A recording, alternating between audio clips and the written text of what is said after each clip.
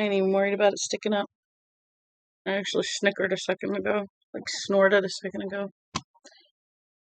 So, we are going to try again this morning. My tissues. To read 25 and 26. Hopefully my Twitch and my internet stop being a pain because I couldn't find anything wrong with the internet and everything else was going good, so I don't know what the problem was. But I do know that I would like to read 25 and 26 today because we are behind. But we will be finishing up by tomorrow morning, so if not tonight, I'm just going to read till I can't read. Let me let people know that we're going to read.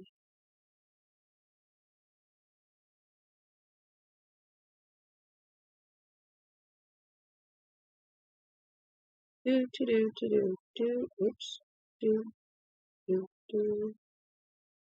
I can't spell like I'm trying to spell 25 and I can't do it. So, yeah.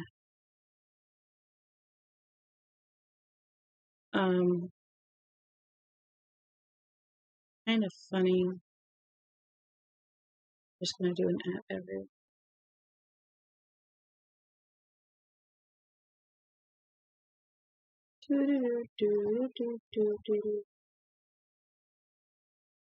What I'm doing is I'm getting on the group and doing it. I'm going to copy the link. Going to paste the link.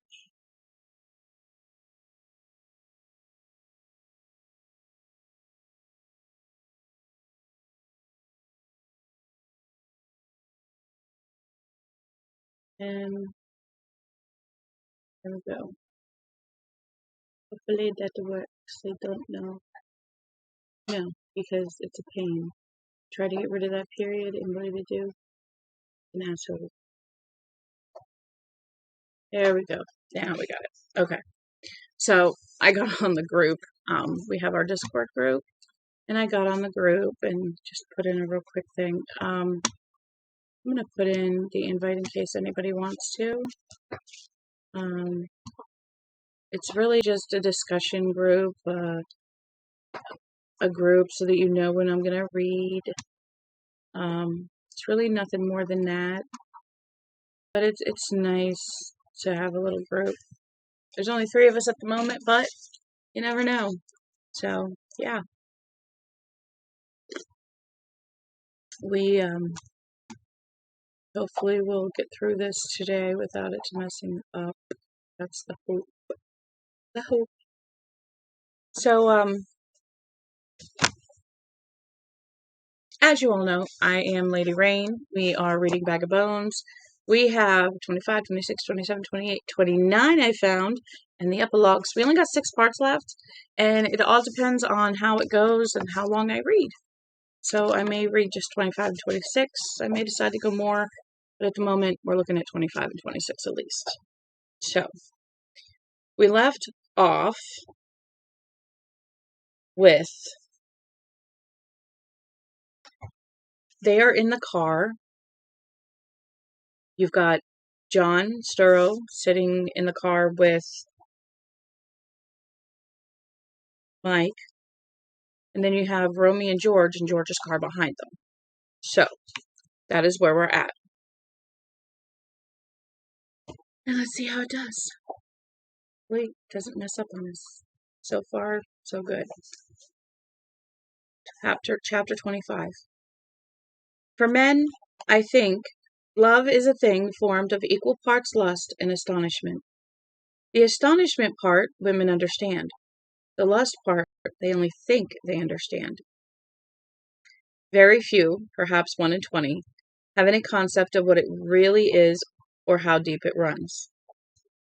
That's probably just as well for their sleep and peace of mind. But I'm not talking about the lust of satires and rapists and molesters.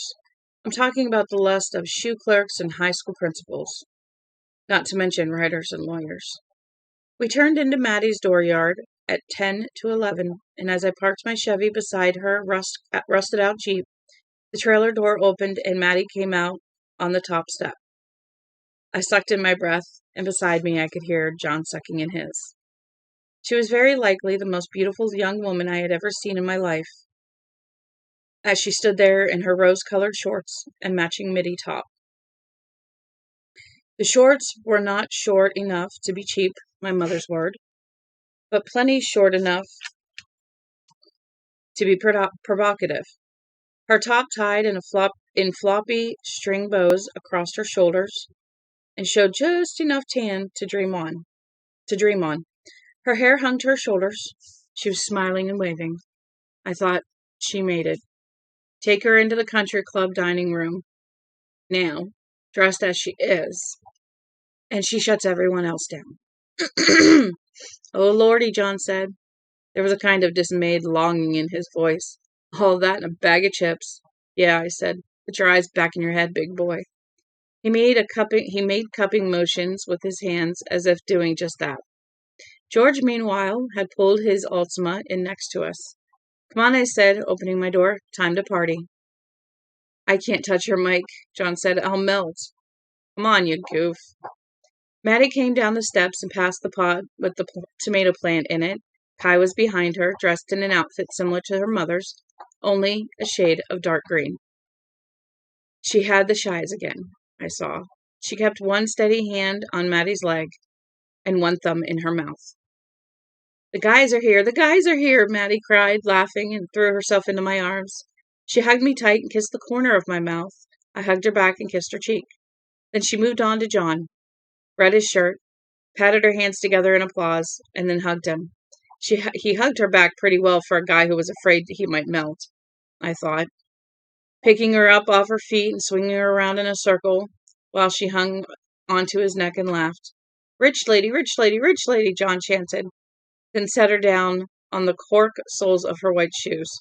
Free lady, she chanted back. The hell with Rich. Before he could reply, she kissed him firmly on the mouth. His arms rose to slip around her, but she stepped back before they could catch hold. She turned to Romy and George, who were standing side by side and looking like fellows who might want to explain all about the Mormon Church. I took a step forward, meaning to do the introductions, but John was taking care of that, and one of his arms managed to accomplish its mission after all. It circled her waist as he led her forward toward the men. Meanwhile, a little hand slipped into mine. I looked down and saw Kai looking up at me. Her face was grave and pale and every bit as beautiful as her mother's. Her blonde hair, freshly washed and shining, was held back with a velvet scrunchie. Guess the refrigerator people don't like me now, she said. The laughter and insouciance were gone, at least for the moment. She looked on the verge of tears. My letters all went bye-bye. Something I hadn't done was look up this word.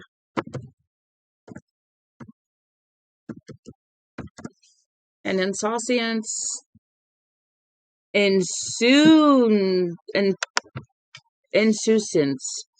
insouciance, casual lack of concern or indifference. Okay. Hi. How are you? Yes. Why are you in my face? You were just out. All right. I picked her up. She said my letters all went bye-bye. I picked her up and set her on the crook of my arm, as I had on the day I'd met her walking down the middle of Route 68 in her bathing suit. I kissed her forehead and then the tip of her nose. Her skin was perfect silk. I know they did, I said. I'll buy you some more. Promise? Doubtful, dark blue eyes fixed on me. Promise. And I'll teach you special words like zygotes and bibulus. I know lots of special words. How many? 180. Thunder rumbled in the west. It didn't seem louder, but it was more focused somehow. Kai's eyes went in that direction, then came back to mine. I'm scared, Mike. Scared of what? I don't know. The lady in Maddie's dress, the men we saw. Then she looked over my shoulder. Here comes Mommy. I heard I have heard actresses deliver the line, not in front of the children, in the same exact tone of voice. Kyra wiggled in the circle of my arms. Land me. I landed her. Maddie, John, Romy, and George came over to join us. Kai ran to Maddie, who picked her up and then eyed us in a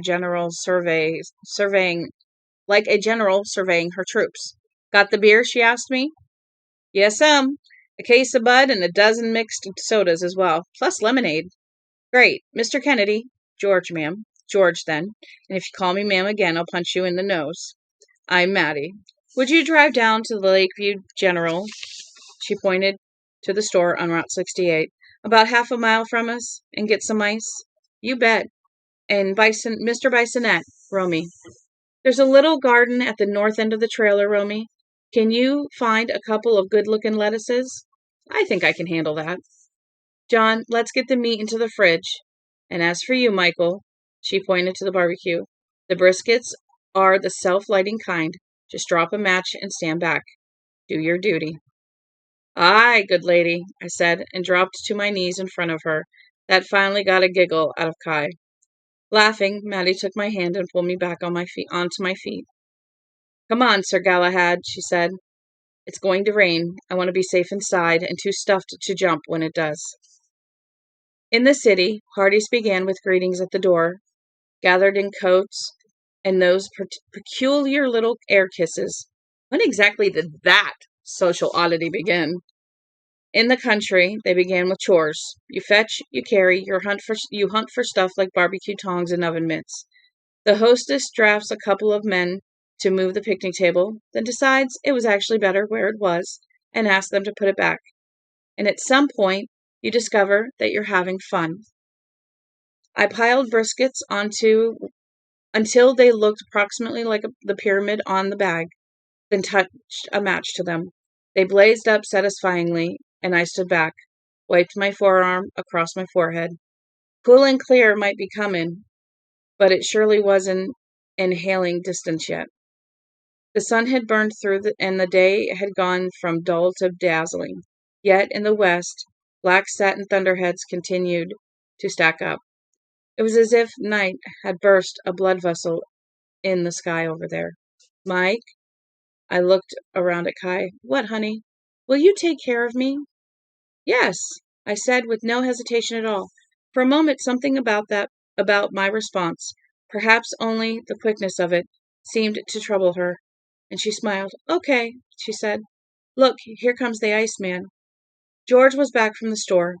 He parked and got out. I walked over with Kai, she holding my hand and swinging it possessively back and forth. Romy came with us, juggling 3 heads of lettuce. I didn't think he was much of a threat to the guy who had fascinated Kai on the common Saturday night. George opened the Ultima's back door and brought out 2 bags of ice. The store was closed, he said. Sign said we'll return at 5 p.m. That seemed a little too long to wait, so I took the ice and put the money through the mail slot. They'd closed for Rice Merrill's funeral, of course. He'd given up almost a full day's custom at the height of the tourist season to see the old fellow into the ground. Oh, had given. It was sort of touching. I thought it was also sort of creepy. Can I carry some ice? Kyra asked. I guess, but don't frizzicate yourself, George said, and carefully put a 5-pound bag of ice into Kai's outstretched arms. Frizzicate? Kyra said, giggling. She began running toward the trailer, where Maddie was just coming out. John was behind her and regarded her with the eyes of a gunshot beagle. Mommy, look, I'm frizzicating. I took the other bag. I know the icebox is outside, but they don't keep a padlock on it. I'm friends with most padlocks, George said. Oh, I see. Mike, catch. John tossed a red frisbee. It floated toward me, but high. I jumped for it, snagged it, and suddenly Devore was back in my head. What's wrong with you, Groguette? You never used to throw like a girl. Get him. You never used to throw like a girl. Get him. I looked down and saw Kai looking up. Don't think about sad stuff, she said. I smiled at her, then flipped her the frisbee. Okay, no sad stuff. Go on, sweetheart. Toss it to your mom. Let's see if you can. She smiled back, turned, and made a quick, accurate flip to her mother. The toss was so hard that Maddie almost flubbed it. Whatever else Kyra DeVore might have been, she was a frisbee champion in the making. Maddie tossed the frisbee to George, who turned, the tail of his absurd brown suit coat flaring, and caught it deftly behind his back. Maddie laughed and applauded, the hem of her top flirting with her navel. Show off, John called from the steps. Jealousy is just an ugly emotion, George said to Romy Bisonette, and flipped him the frisbee. Romy floated it back to John, but it went wide and bonked off the side of the trailer. As John hurried down the steps to get it, Maddie turned to me.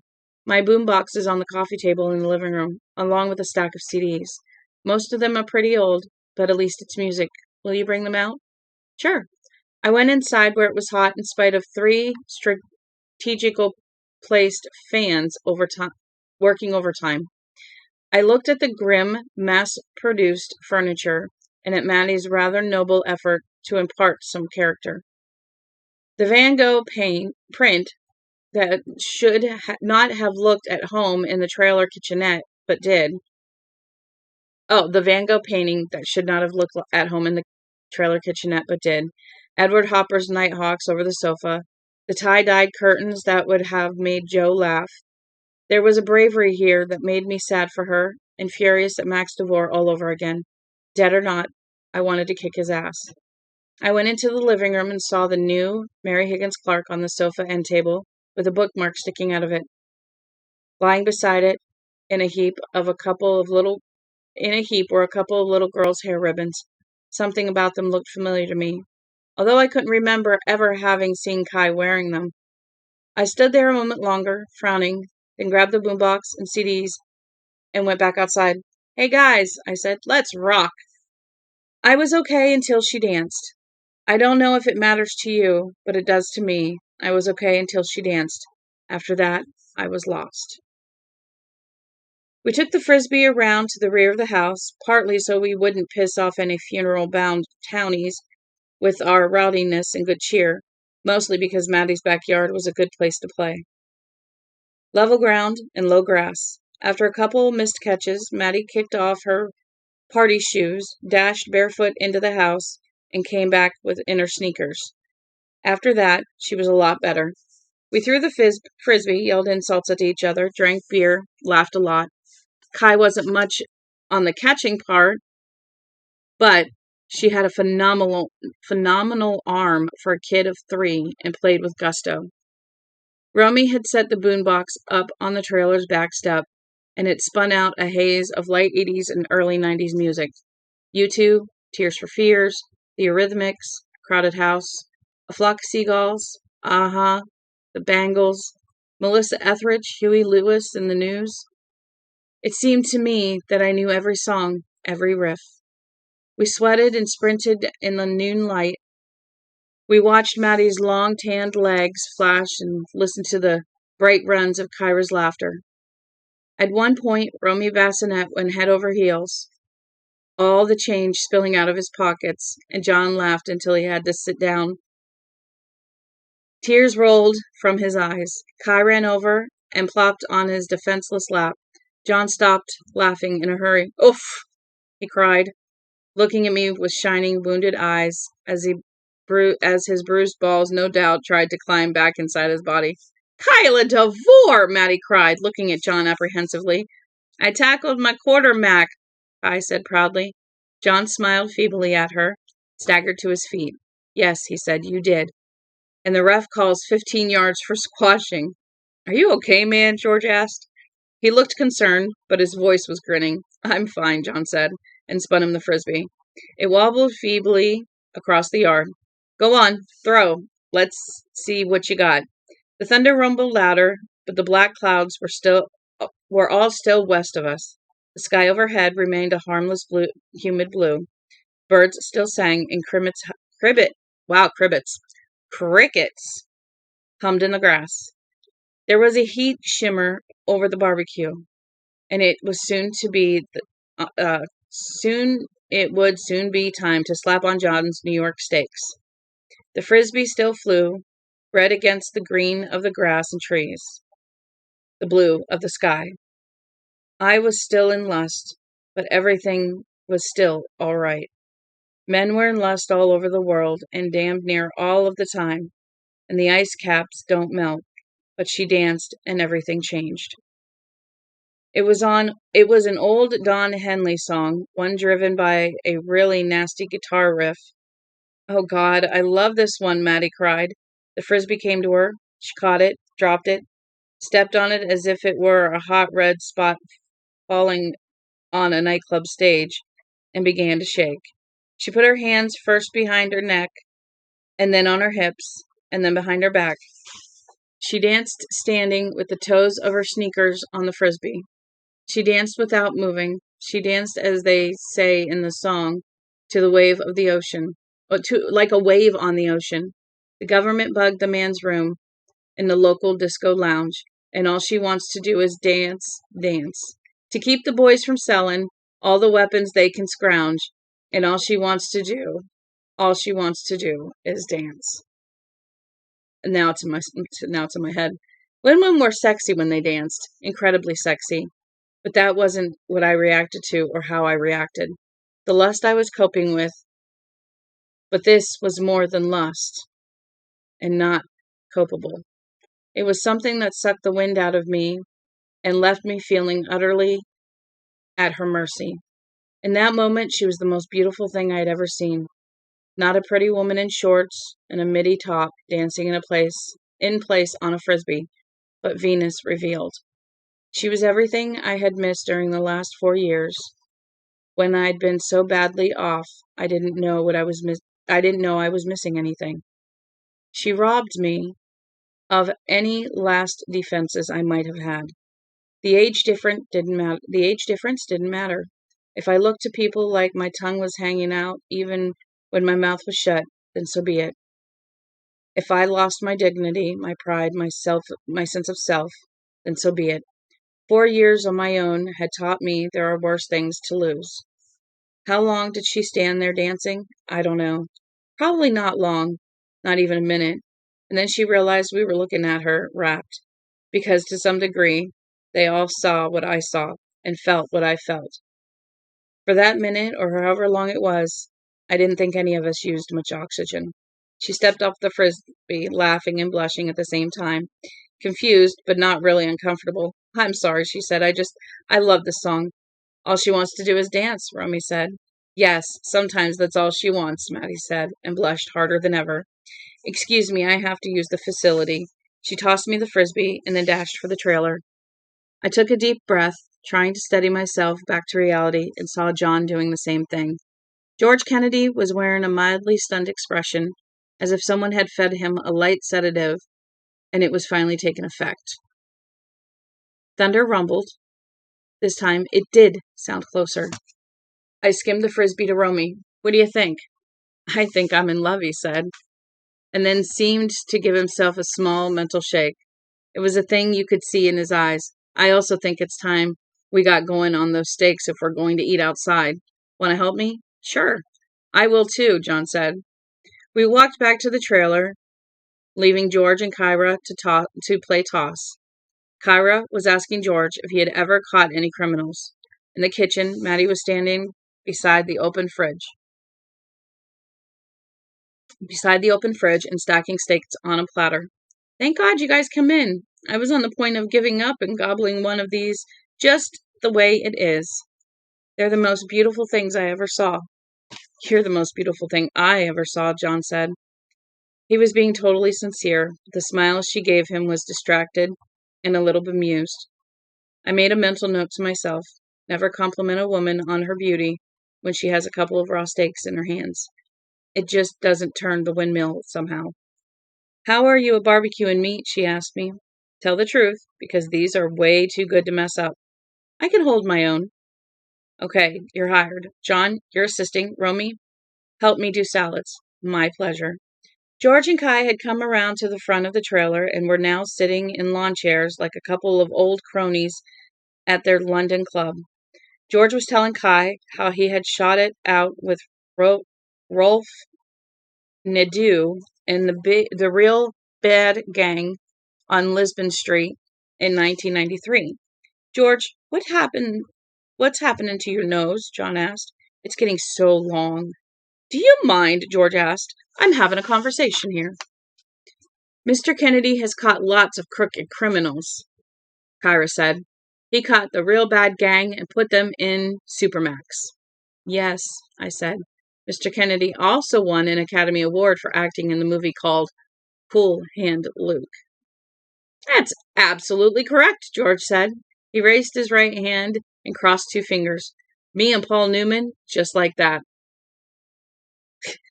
We have his Pusgetti sauce, Kai said gravely, and then got John laughing again. And that got John laughing again.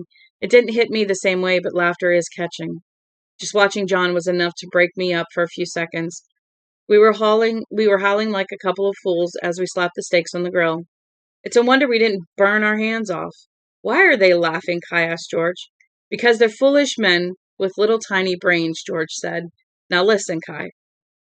I got them all except for the human head case. He jumped into his car and I jumped into mine. The details of that chase are nothing for a little girl to hear.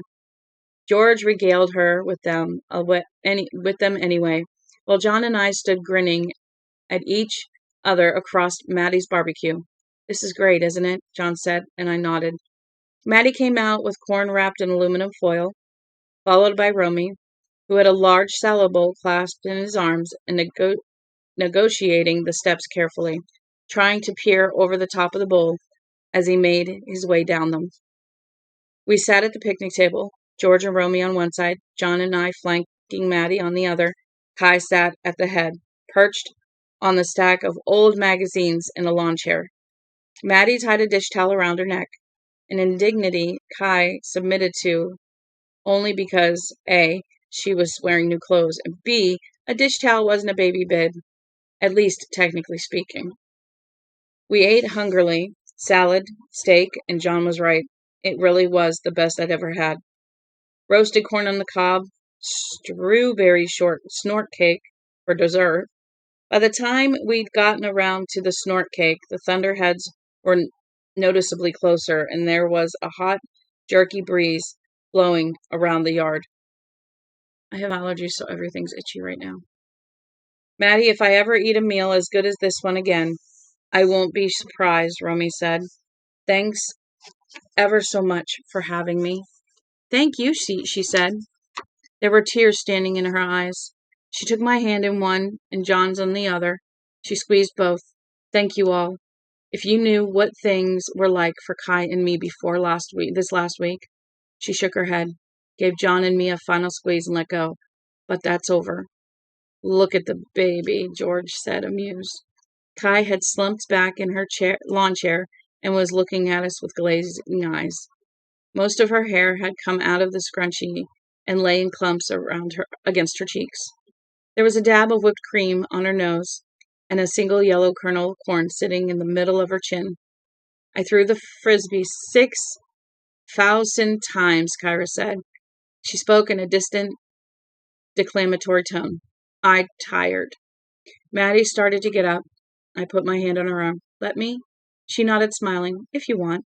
I picked Kyra up and carried her around to the steps. Thunder rumbled again, a long, low roll that sounded like the snarl of a huge dog. I looked up at the encroaching clouds, and as I did, movement caught my eye. It was an old blue car heading west on Wasp Hill Road toward the lake. The only reason I noticed it was that it was wearing one of those stupid bumper stickers from the village cafe, horn broken, watch for finger. I carried Kai up the steps and through the door, turning her so I wouldn't bump her head. Take care of me, she said in her sleep. There was a sadness in her voice that chilled me. It was as if she knew she was asking the impossible. Take care of me, I'm little. Mama says I'm a little guy. I'll take care of you, I said, and kissed her silky place between her eyes again. Don't worry, Kai. Go to sleep. I carried her to her room, put her on her bed. By then she was totally conked out. I wiped the cream off her nose and picked the corn off her chin.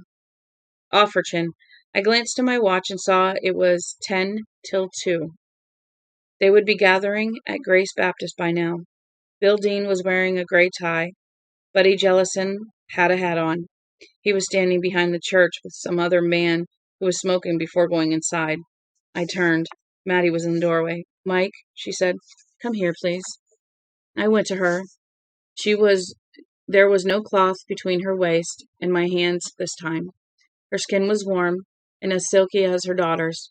She looked up at me, her lips parted, her hips pressed forward, and when she felt what was hard down there, she pressed harder against it. Mike, she said again. I closed my eyes. I felt like someone who had just come to the doorway of a brightly lit room full of people laughing and talking and dancing, because sometimes that is all we want to do. I want to come in, I thought. That's what I want to do. All I want to do. Let me do what I want. I realized I was saying it out loud, whispering it rapidly into her ear as I held her with my hands going up and down her back, my fingertips ridging her spine, touching her shoulder blades, then coming back to the front to cup her small breasts. Yes, she said. What we both want. Yes, that's fine.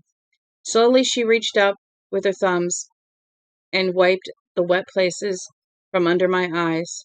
I drew back from her. The key. She smiled a little. You know where it is. I'll come tonight. Good. I had to clear my throat. I looked at Kyra, who was deeply asleep. I've been lonely. I don't think I knew it. But I have been. Me too. And I knew it for the both of us. Kiss, please. I kissed her. I think our tongues touched, but I'm not sure. What I remember most clearly is the liveness of her. She was like a dreidel lightly spinning in my arms. Hey, John called from outside, and we sprang apart. You guys want to give us a little help? It's gonna rain. Thanks for finally making up your mind, she said to me in a low voice. She turned and hurried back up the double-wide's narrow corridor. The next time she spoke to me, I don't think she knew who she was talking to or where she was. The next time she spoke to me, she was dying. Don't wake the baby, I heard her tell John, and his response, oh, sorry. I stood where I was for a moment, getting my breath, then slipped into the bathroom and splashed cold water on my face. I remember seeing a blue plastic whale in the bathtub as I turned to take the towel off the rack. I remember thinking that it probably blew bubbles out of its spout hole. And I even remember having a momentary glimmer of an idea. A child's story about a spouting whale. Would you call him Willie? Nah, too obviously. Wilhelm now. That had a fine round ring to it. Simultaneously grand and amusing. Wilhelm the spouting whale. I remember the bang of thunder from overhead. I remember how happy I was, with the decision finally made and the night to look forward to. I remember the murmur of men's voices and the murmur of Maddie's response as she told them where to put stuff. Then I heard all of them going back out again. I looked down at myself and saw a certain lump was subsiding. I remember thinking there was nothing so absurd looking as a sexually excited man, and knew I'd had this same thought before, perhaps in a dream. I left the bathroom, checked on Kyra again, rolled over on her side fast asleep, and then went down the hall. I had just reached the living room when gunfire erupted outside. I never confused the sound with thunder. There was a moment when my mind fumbled toward the idea of backfires, some kid's hot rod, and then I knew. Part of me had been expecting something to happen, but it had been expecting ghosts rather than gunfire, a final lapse. It was rapid, paw, paw, paw, of an auto-fire weapon, a Glock 9mm, as it turned out. A Glock 9mm, as it turned out. Maddie screamed, a high, drilling scream that froze my blood. I heard John cry out in pain, and George Kennedy bellow, "Down, down, for the love of Christ, get her down!" Something hit the trailer like a hard spatter of hail, a rattle of punching sounds running from west to east. Something split the air in front of my eyes. I heard it. There was an almost musical spoing sound, like a snapping guitar string. On the kitchen table, the salad bowl one of them had just brought in, shattered. I ran for the door and nearly dived down the cement block steps. I saw the barbecue overturned, with the glowing coals already setting patches of scant front yard grass on fire. I saw Romy Bissonette sitting with his legs outstretched, looking stupidly down at his ankle, which was soaked with blood. Maddie was on her hands and knees by the barbecue, with her hair hanging in her face. It was as if she meant to sweep up the hot coals before they could cause some real trouble. John staggered toward me, holding out a hand. The arm above it was soaked with blood. And I saw the car I'd seen before, the nondescript sedan with the joke sticker on it. It had gone up the road, the men inside making the first pass to check us out, then turned around and came back. The shooter was still leaning out the front passenger window. I could see the stubby, smoking weapon in his hands. It had a wire stock. His features were a blue blank broken only by a huge gaping eye sockets, a ski mask. Overhead, thunder gave a long awakening roar. George Kennedy was walking toward the car, not hurrying, kicking hot coals out of his way as he went, not bothering about the dark red stain that was spreading on the right thigh of his pants, reaching behind himself, not hurrying even when the shooter pulled back and shouted, "Go, go, go," to the driver, who was also wearing a blue mask. George not hurrying, no, not hurrying a bit. And even before I saw the pistol in his hand, I knew why he had never taken off his absurd paw kettle suit jacket, why he had even played frisbee in it. The blue car, it turned out to be a 1987 Ford registered to Mrs. Sonia Bellevue of Auburn and reported stolen the day before, had pulled over onto the shoulder and had never really. Now it accelerated, spewing dry brown dust out from under its rear tires, fishtailing, knocking Maddie's RFD box off its post and sending it flying into the road. George still didn't hurry. He brought his hands together, holding his gun with his right and steadying with his left. He squeezed off 5 deliberate shots. The first 2 went into the trunk. I saw the holes appear. The third blew the back window of the departing Ford, and I heard someone shout in pain. The fourth went I don't know where. The fifth blew the left rear tire. The Ford veered to the side. The driver almost brought it back, then lost it completely. The car plunged into the ditch 30 yards below Maddie's trailer and rolled over on its side. There was a whoomp, and the rear end was engulfed in flames. One of George's shots must have hit the gas tank. The shooter began struggling to get out of the passenger window. "Kai! Get Kai away!" a hoarse, whispering voice. Maddie was crawling toward me. One side of her head, the right side, still looked all right, but the left side was a ruin. One dazed blue eye peered out from behind clumps of bloody hair. Skull fragments littered her tanned shoulder like bits of broken crockery. How I would love to tell you I don't remember any of this. How I would love to have someone else tell you that Michael Noonan died before he saw that. But I cannot. Alas is the word for it in the crossword puzzles, a 4-letter word meaning to express great sorrow. Kai, Mike, get Kai. I knelt and put my arms around her. She struggled against me. She was young and strong, and even with the gray matter of her brain bulging through the broken wall of her skull, she struggled against me, crying for her daughter, wanting to reach her and protect her and get her to safety. Maddie, It's all right, I said. Down at the Grace Baptist Church, at the far end of the zone I was in, they were singing Blessed Assurance, but most of their eyes were as blank as the eye now peering at me through the tangle of bloody hair. Maddie, stop. Rest. It's all right. Kai. Get Kai. Don't let them. They won't hurt her, Maddie, I promise. She slid against me, slippery as a fish, and screamed her daughter's name, holding out her bloody hands toward the trailer. The rose-colored shorts and top had gone bright red.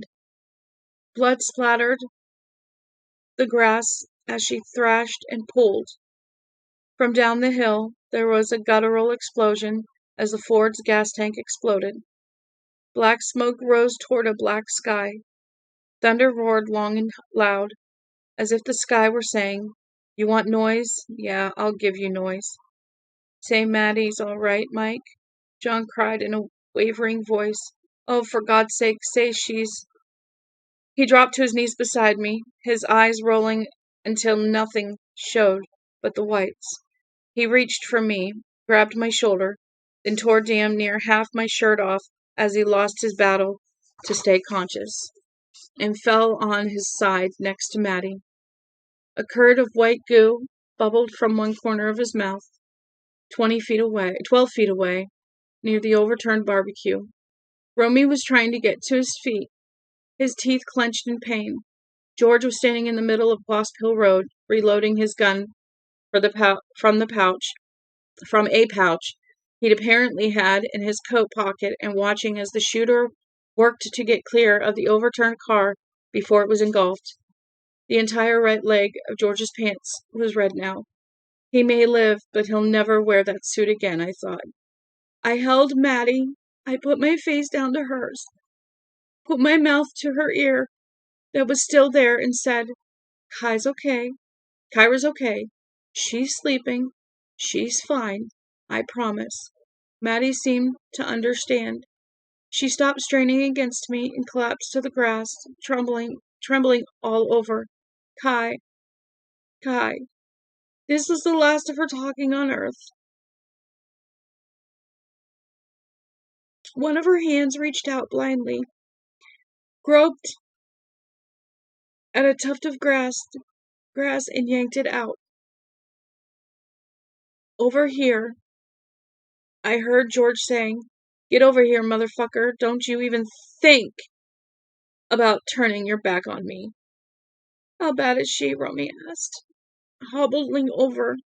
His face was as white as paper, and before I could reply, Oh, Jesus, Holy Mary, Mother of God, pray for us sinners now and at the hour of our death. Blessed be the fruit of thy womb, Jesus. O Mary, born without sin, pray for us who have recourse to thee. Oh no, Mike, Mike, no. He began again, this time lapsing into Lewiston-style French, what the old folks call le parle. Quit it, I said, and he did. It was as if he had only been waiting to be told. Go inside and check on Kyra, can you? Yes. He started toward the trailer, holding his leg and lurching along. With each lurch, he gave a high yelp of pain, but somehow he kept going. I could smell burning tufts of grass. I could smell electric rain on the rising wind, and under my hands I could feel the light spin of the dreidel slowing down as she went. I turned her over, held her in my arms, and rocked her back and forth. At Great Baptist, the minister was now reading Psalm 139 for Royce. If I say, Surely the darkest shall cover me, even the night shall be light, the minister was reading, and the Martians were listening. I rocked her back and forth in my arms under the black thunderheads. I was supposed to come to her that night, use the key under the pot, and come to her. She had danced with the toes of her white sneakers on the red frisbee, had danced like a wave on the ocean, and now she was dying in my arms, while the grass burned in little clumps, and the man who had fancied her as much as I had lay unconscious beside her.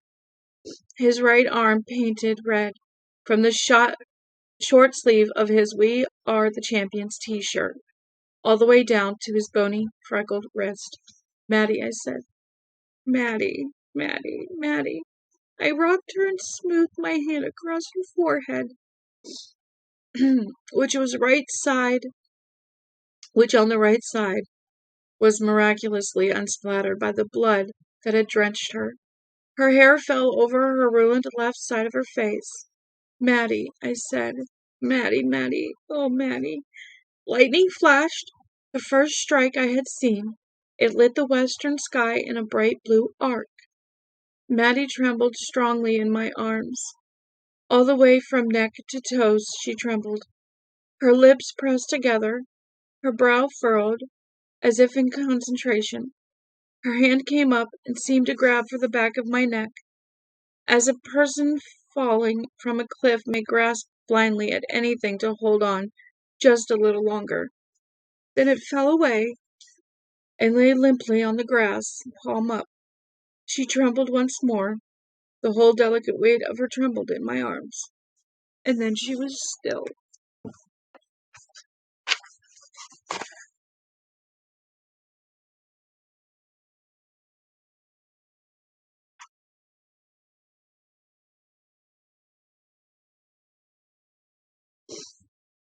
Oh,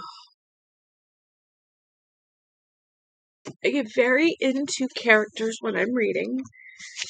And when I lose a character I was really rooting for, it's really hard. So, um,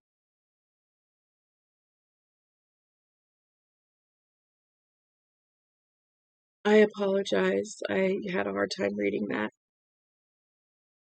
Um, I'm going to take a few minutes to gather myself, and then I will be right back, and we will continue to 26. If you guys need to take a break, drink, food, whatever you need to do, you go ahead. I will return in just a few minutes.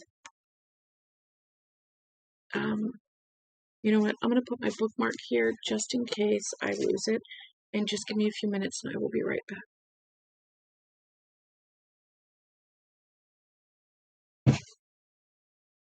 Go potty. All right.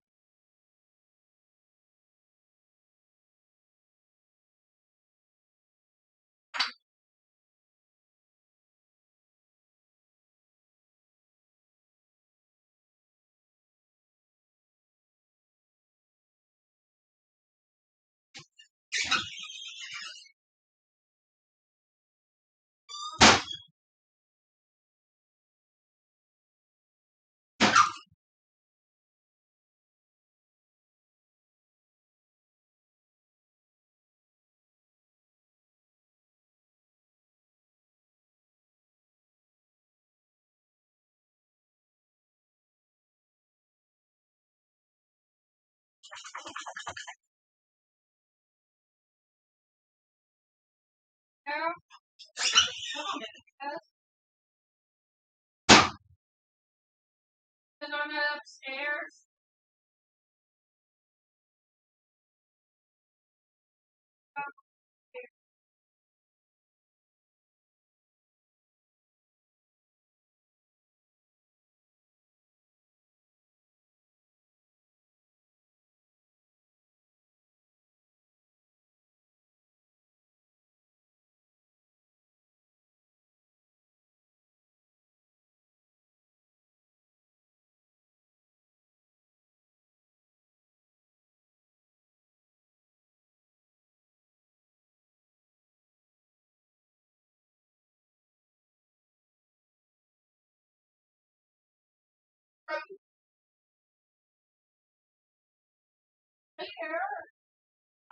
Down there.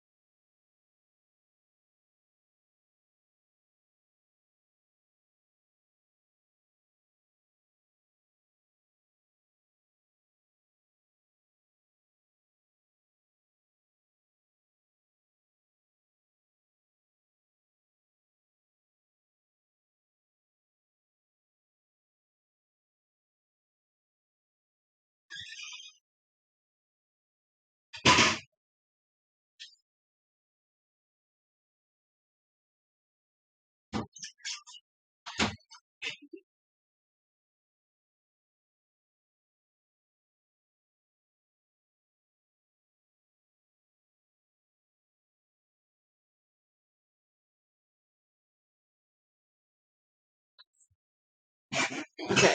I had to watch some cute dog videos to calm myself. I am back. That was a huge blow. So, we are going to continue. Chapter 26. After that, I was mostly in the zone. I came out a few times when that scratched out scrape of genealogy fell from inside of my old steno books, for instance. And those interludes were brief. In a way, it was like my dream of Maddie, Joe, and Sarah. In a way, it was like a terrible fear I'd had as a child when I almost died of measles. Mostly, it was nothing but itself. It was like I was just the zone. I was feeling it. I wish to God I hadn't. George came over, herding the men in the blue mask ahead of him. George limping now and badly. I could smell hot oil and gasoline and burning tires. Is she dead? George asked. Maddie? Yes. John? I don't know. I said, and then John twitched and groaned. He was alive. There was a lot of blood. Mike, listen. George began. Before he could say more, a terrible liquid scream began from the burning car in the ditch. It was the driver. He was cooking in there. The shooter started to turn that way, and George raised his gun. Move, and I'll kill you. You can't let him die like that, the shooter said from behind his mask. You don't let a dog die like that either. You couldn't let a dog die like that either. He's dead already, George said. You couldn't get within 10 feet of that car unless you were in an asbestos suit. He reeled on his feet. His face was as white as the spot of whipped cream I'd wiped off of the end of Kai's nose. The shooter made as if to go for him, and George brought the gun up higher. The next time you move, don't stop, George said, because I won't, guaranteed. Now, take off the mask. No, I'm done fucking with you, Jess.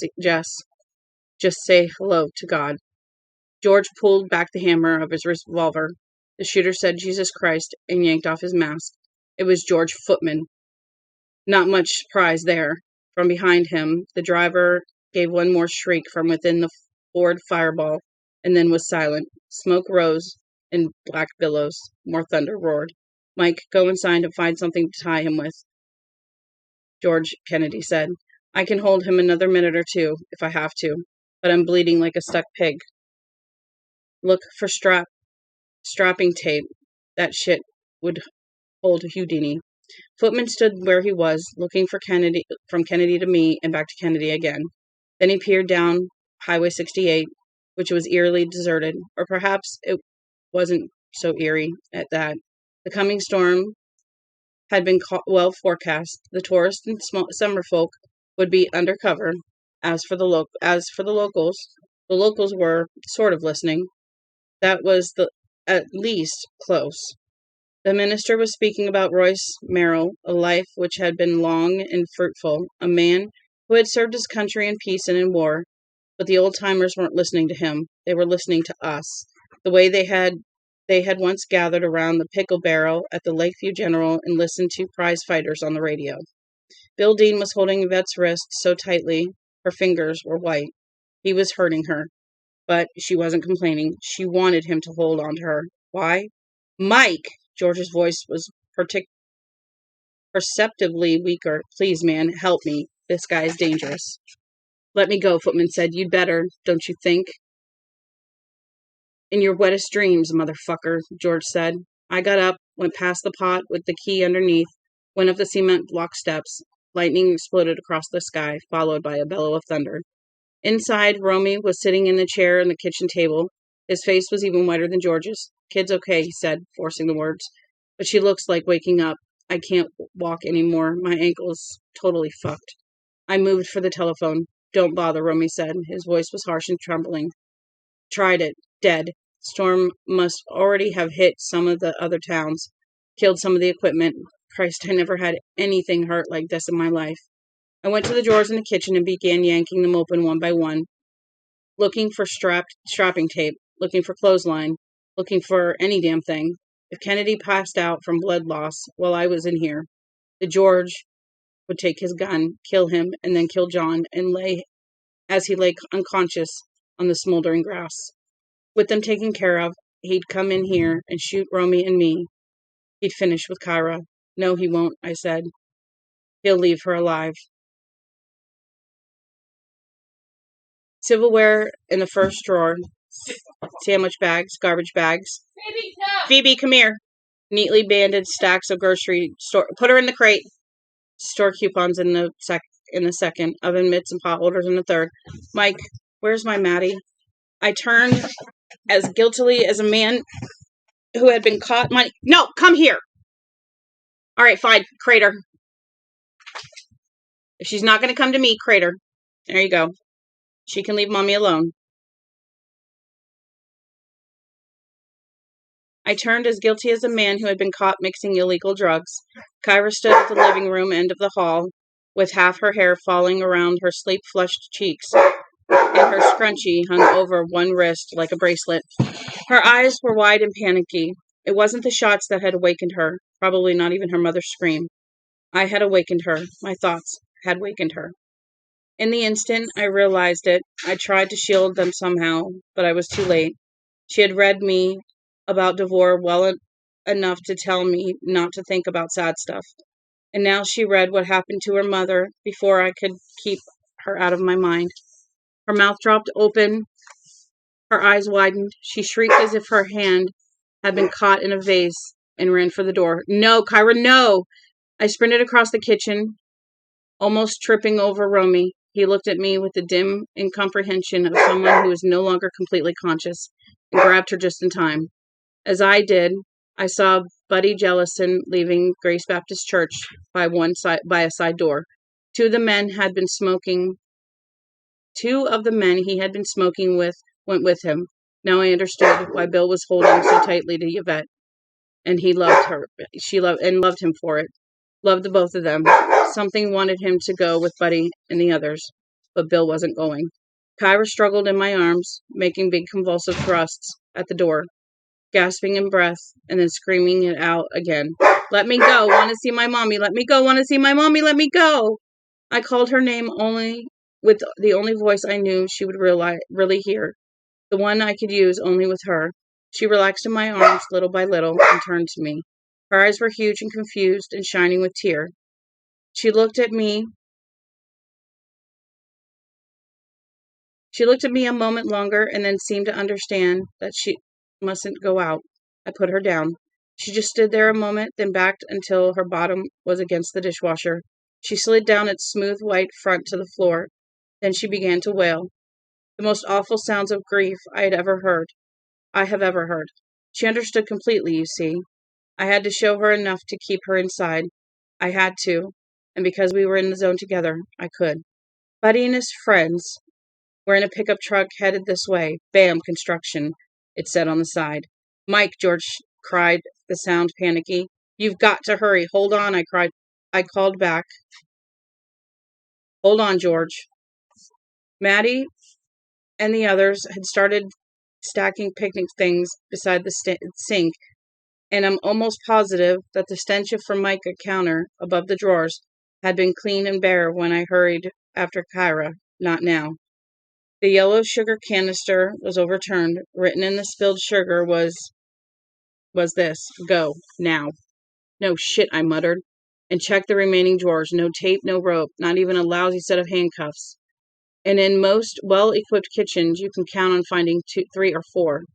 Then I had an idea and looked in the cabinet under the sink.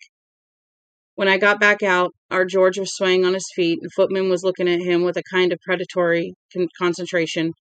Did you get some tape, George? Kennedy asked. No, something better, I said. Tell me, Footman, who actually paid you, Devore or Whitman, or don't you know? Fuck you, he said. I had my right hand behind my back.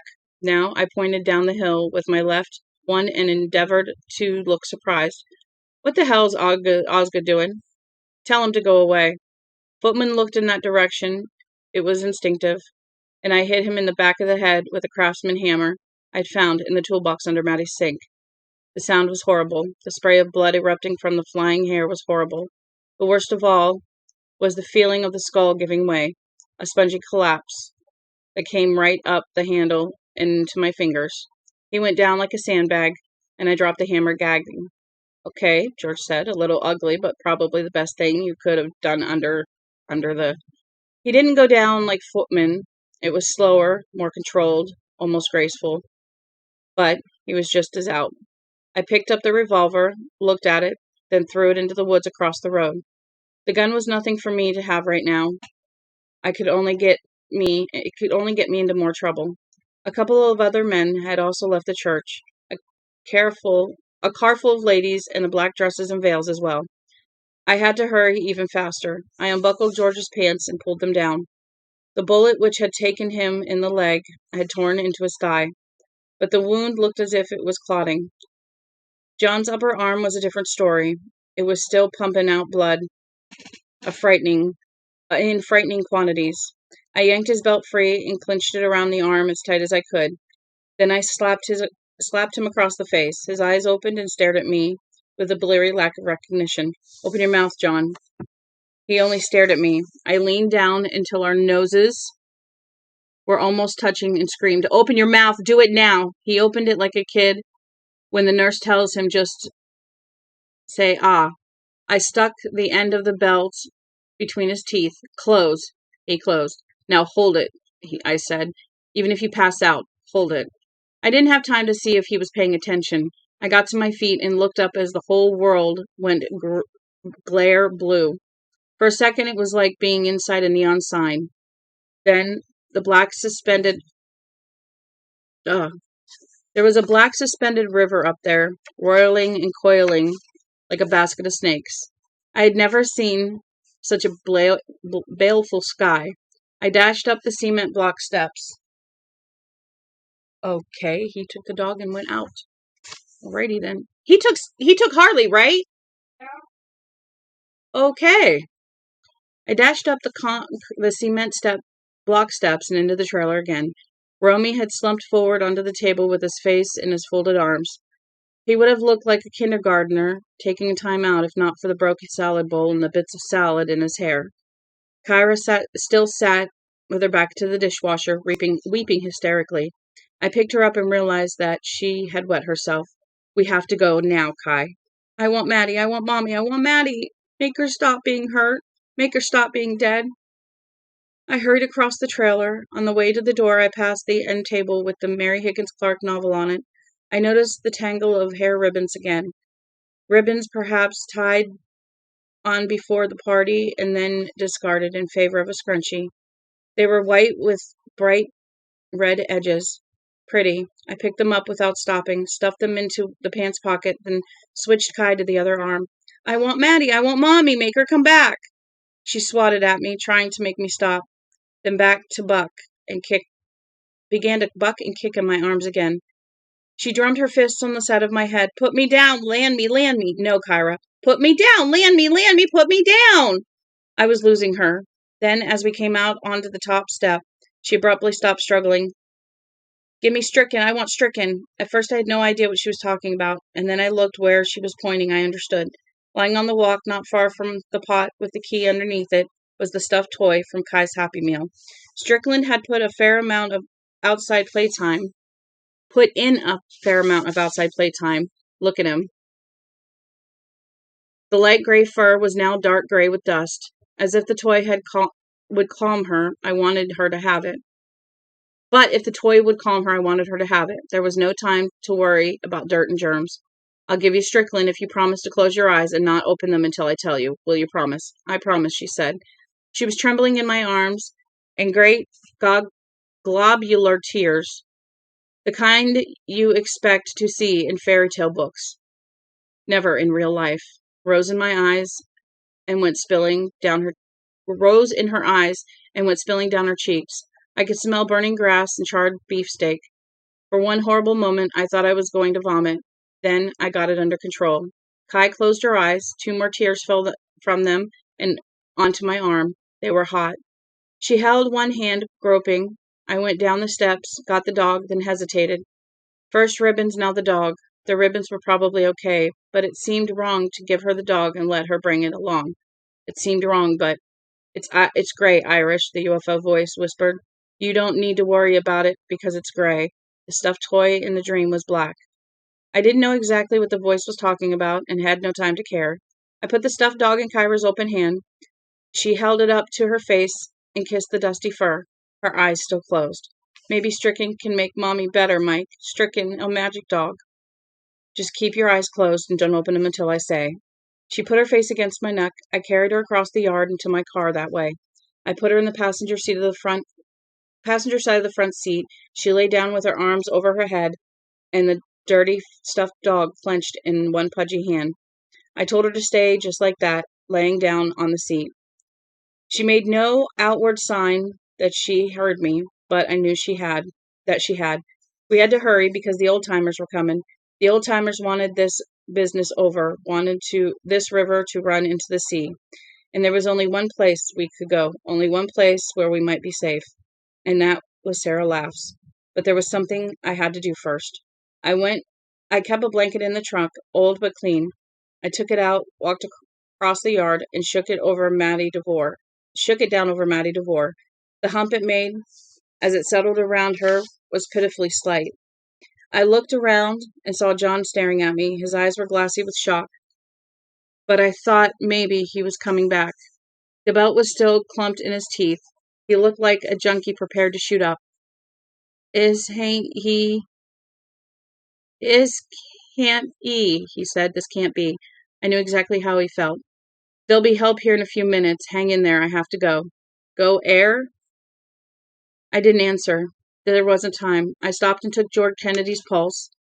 Slow but strong. Beside him, Footman was deep in unconsciousness, but muttering thickly. Nowhere near dead. It takes a lot to kill a daddy.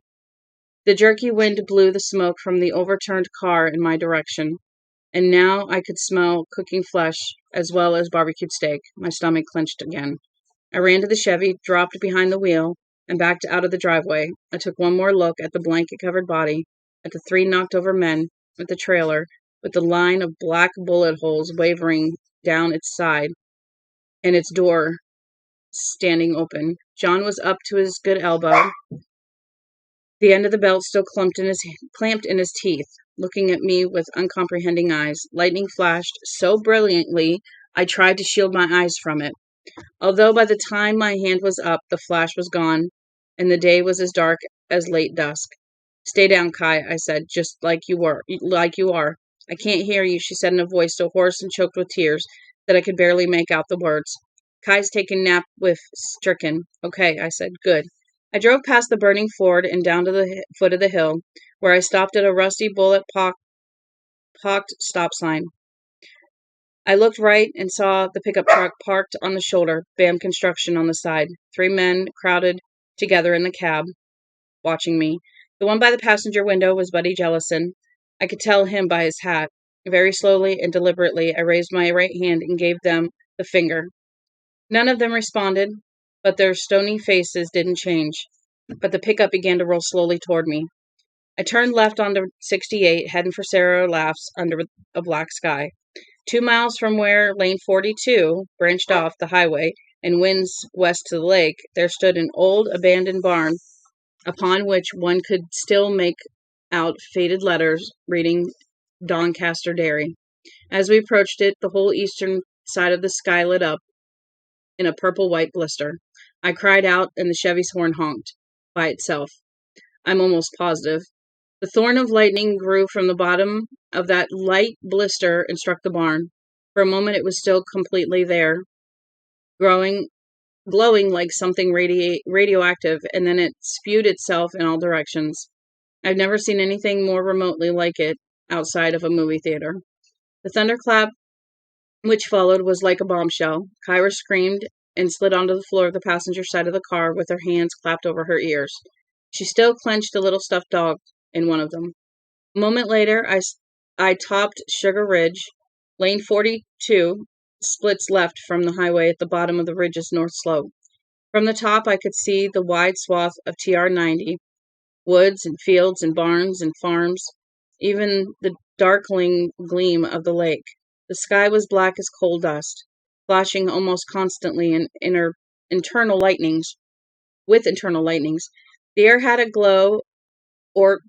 ochre glow. Every breath I took tasted like the shavings in a tinderbox. The topography beyond the ridge stood out with a surreal clarity I cannot forget. That sense of mystery swarmed my heart and mind, that sense of the world as thin skin over unknowable bones and gulfs. I glanced into the rearview mirror and saw that the pickup truck had been joined by two other cars, one with a V plate. Well, that means the vehicle is registered to a combat veteran in the armed services. When I slowed down, they slowed down. When I sped up, they sped up. I doubted they would follow us any farther once I turned onto lane 42, however. Kai, are you okay? Sleepin', she said from the footwell. Okay, I said, and started down the hill. I could see just the red bicycle reflectors marking my turn onto 42 when it began to hail. Great big chunks of white ice that fell out of the sky, drummed on the roof like heavy fingers, and bounced off the hood. They began to heap in a gutter where my windshield wipers hid. What's happening? Kyra cried. Kyra cried. It's just hail, I said. It can't hurt us. This was barely out of my mouth when a hailstone the size of a small lemon struck my side of the windshield and then bounced high into the air again, leaving a white mark of which a number of short cracks radiated. Were John and George Kennedy lying helpless out in this? I turned my mind in that direction, but could sense nothing. When I made the left onto lane 42, it was hailing almost too hard to see. The wheel ruts were heaped with ice. The white faded out under the trees, though. I headed for that cover, flipping on my headlights as I went. They cut bright cones through the pelting hail. As we went into the trees, that purple-white blister glowed again, and my rearview mirror went too bright to look at. There was a rending crackling crash. Kyra screamed again. I looked around and saw a huge old spruce toppling slowly across the lane, its ragged stump on fire. It carried the electrical lines with it. Blocked in, I thought, this end. Probably the other end, too. We're here. For better or for worse, we're here. The trees grew over lane 42 in a canopy except for where the road passed behind Tyndall's meadow. The sound of the hail in the woods was an immense, splintery rattle. Trees were splintering, of course. It was the most damaging hail ever to fall in that part of the world, and although it spent itself in 15 minutes, that was long enough to ruin a season's worth of crops. Lightning flashed above us. I looked up and saw a large orange fireball being chased by a small one. They ran through the trees to our left, setting fire to some of the high branches. We came briefly into the clearing at Tidwell's meadow, and as I did, the hail changed to torrential rain. I could not have continued driving if we hadn't run back into the woods almost immediately. And as it was, the canopy provided just enough cover so I could creep along, hunched over the wheel and peering into the silver curtain falling through the fan of my headlights. Thunder boomed constantly, and now the wind began to rise, rushing through the trees like a contentious voice. Ahead of me, a leafy, heavy branch dropped into the road. I ran over it and listened to it thunk and scrape and roll against the Chevy's undercarriage. Please, nothing bigger, I thought, or maybe I was praying, please let me get to the house. Please let me get to the house. By the time I reached the driveway, the wind was howling a hurricane. The withering trees and pelting rain made the entire world seem on the verge of wavering into insubstantial gruel. The driveway slope had turned into a river, but I nosed the Chevy down it with no hesitation. We couldn't stay out here. If a tree fell on the car, we'd be crushed like bugs in a Dixie cup. I knew better than to use the brakes.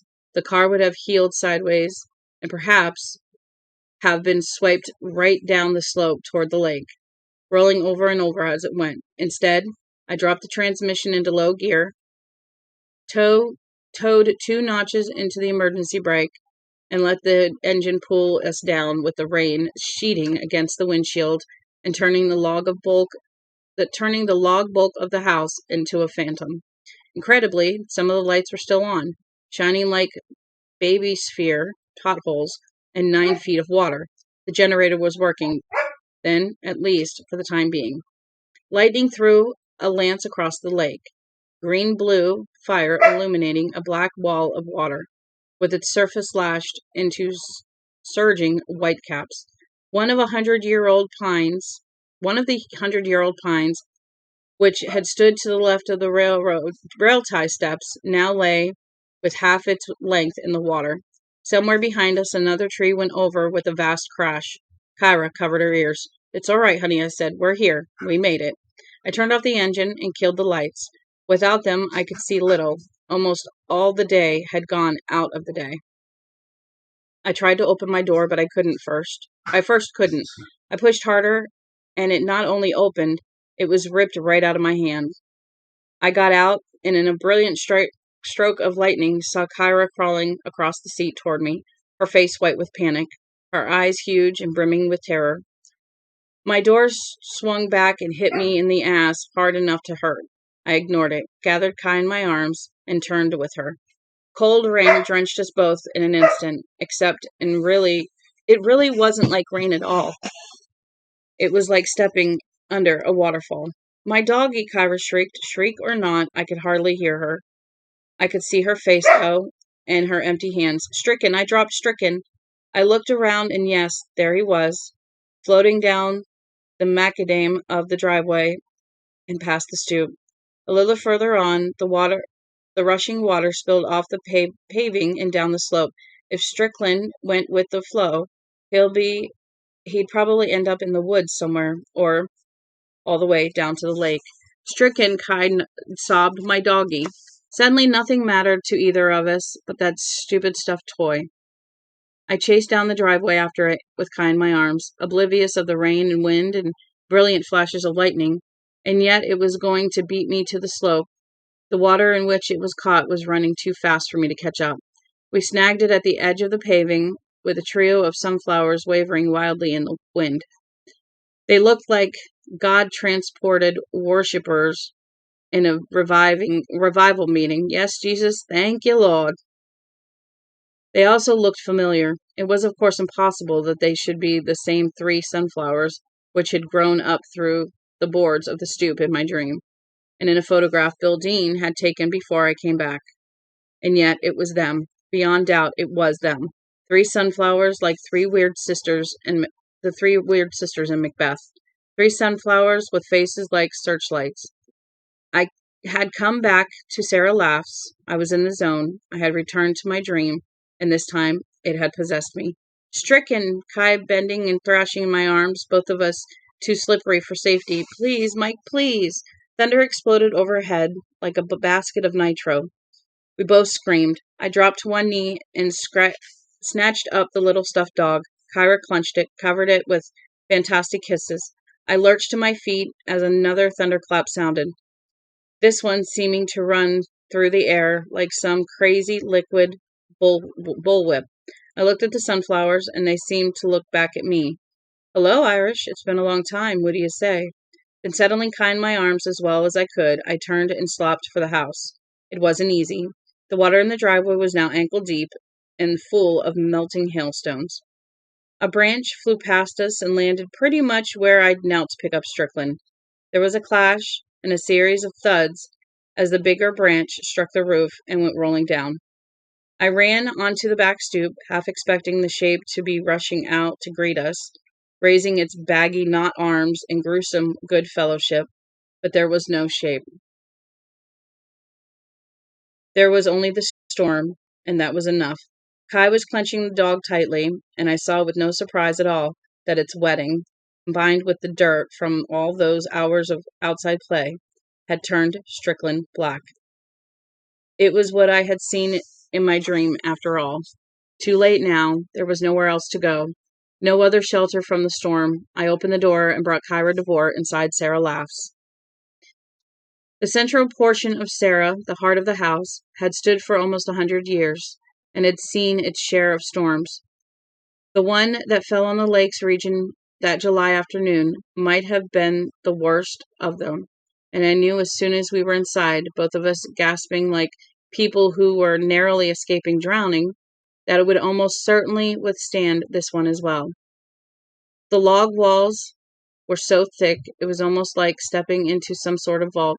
The storm's crash and bash became a noisy drone, punctuated by thunderclaps and the occasional loud thud of a branch falling on the roof. Somewhere, in the basement I guess, a door had come loose and was clapping back and forth. It sounded like a starter's pistol. The kitchen window had been broken by the topple of a small tree, it needly tipped, its needly tip poking it over the stove, making shadows on the counter and the stove burners as it swayed.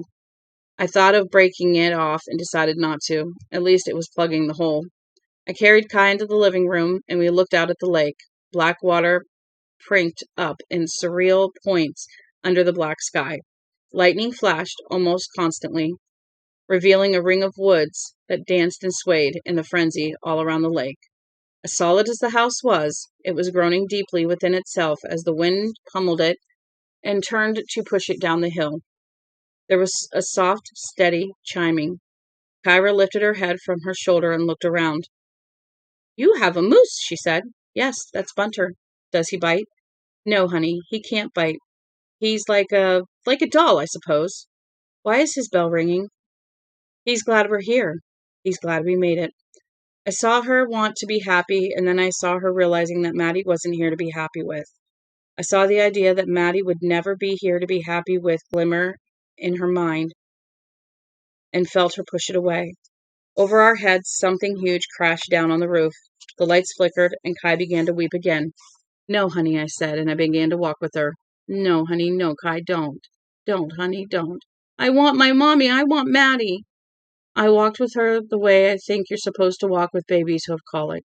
She understood too much for a 3-year-old, and her suffering was consequently more terrible than any 3-year-old should have to bear. So I held her in my arms and walked her, her shorts damp with urine and rainwater behind my hands, her arms fever hot around my neck, her cheeks slathered with snot and tears, her hair a soaked clump from our brief dash through the downpour, her breath acetone, her toy a strangulated black clump that sent dirty water trickling over her knuckles. I walked her. Back and forth we went through Sarah's living room, back and forth through the dim light thrown by the overhead and one lamp. Generator light is not quite steady, never quite still. It seems to breathe and sigh, back and forth through the ceaseless low chiming of Bunter's bell, like music from the world we sometimes touch but never really see. Back and forth beneath the sound of the storm. I think I sang to her. I know I touched her with my mind, and we went deeper and deeper into the zone together. Above us the clouds ran and the rain pelted, dousing the fires the lightning had started in the woods. The house groaned, and the air eddied with gusts coming in through the broken kitchen window. But through it all, there was a feeling of rueful safety, a feeling of coming home. At last her tears began to taper off. She lay with her cheek and weight of her heavy head on my shoulder, and when we passed the lakeside windows, I could see her eyes looking out into the silver dark storm, wide and unblinking. Carrying her was a tall man with thinning hair. I realized I could see the dining room table right through us. Our reflections were our ghosts already, I thought. "Kai, can you eat something?" "Not hungry." "Can you drink a glass of milk?" "No, cocoa I could." "Yes, of course you are. And I have cocoa." I tried to put her down, and she held on with panicky tightness. Ooh, we got quite a bit left. Yay. Scrambling against me with her plump little thighs. I hoisted her back up again, this time settling her against my hip, and she subsided. "Who's here?" she asked. She began to shiver. "Who's here besides us?" "I don't know." "There's a boy," she said. "I saw him there." She pointed Strickland toward the sliding glass door, which gave to the deck. All the chairs out there had overturned and thrown into the corners.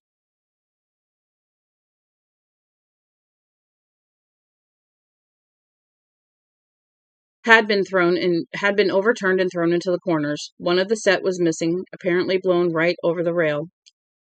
"He was black like that on that funny show me and Maddie watch. There are other black people too. A lady with a big hat, a man in blue pants. The rest are hard to see, but they watch. They watch us. Don't you see them?" They can't hurt us. Are you sure? Are you? Are you? I didn't answer.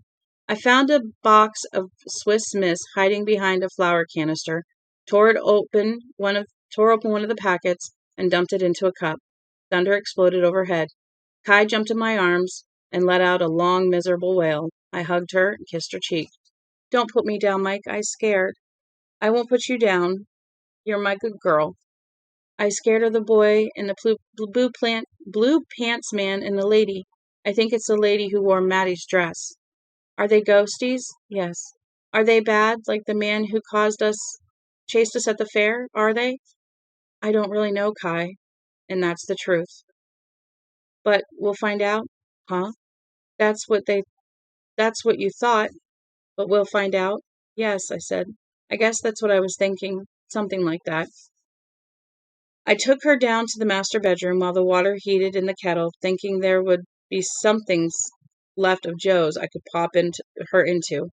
But all the drawers in Joe's bureau were empty. So was her side of the closet. I stood Kai on the big double bed where I had not so much as taken a nap since coming back, took off her clothes, carried her into the bathroom, and wrapped her with a bath towel. She hugged it around herself, shaking and blue-lipped. I used another one to dry her hair as best I could. During all of this, she never let go of the stuffed dog, which was now beginning to bleed stuffing from its seams.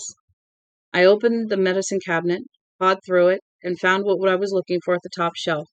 The Benadryl Joe had kept around for her ragweed allergy. I thought of checking the expiration date on the bottom of the box, then almost laughed out loud. What difference did that make? I stood Kai on the closed toilet seat and let her hold on around my neck while I stripped the childproof backing from 4 of the little pink and white capsules. Then I rinsed out the tooth glass and filled it with cold water. While I was doing this, I saw movement in the bathroom mirror, which reflected the doorway and the master bedroom beyond. I told myself that I was only seeing the shadows of wind-blown trees. I offered the capsules to Kai. She reached for them and hesitated. Go on, I said. It's medicine. What kind? She asked. Her small hand was still poised over the little cluster of capsules. Sadness medicine, I said. Can you swallow pills, Kai? Sure, I taught myself when I was 2. She hesitated a moment longer, looking at me and looking into me, I think ascertaining that I was telling her something I really believed. What she saw or felt must have satisfied her, because she took the caplets and put them in her mouth, one after another, then swallowed them with little birdie sips from the glass, then said, I still feel sad, Mike. It takes a while for them to work. I rummaged in my shirt drawer and found an old Harley-Davidson tee that had shrunk. It was still miles too big for her, but when I tied a knot in one side, it made a kind of sarong that kept slipping off one of her shoulders. It was almost cute. I carry a comb in my back pocket. I took it out and combed her hair back from her forehead and her temples. She was starting to look put together again, but there was still something missing, something that was connected in my mind with Royce Merrill. That was crazy though, wasn't it? Mike, what cane? What cane are you thinking about? Then it came to me. A candy cane, I said, the kind with stripes. From my pocket I took out 2 white ribbons. Their red edges looked almost raw in an uncertain light. Like these? I tied her hair back in a little ponytail. Now she had her ribbons. She had her black dog. The sunflowers had relocated a few feet north, but they were there. Everything was more or less the way it was supposed to be.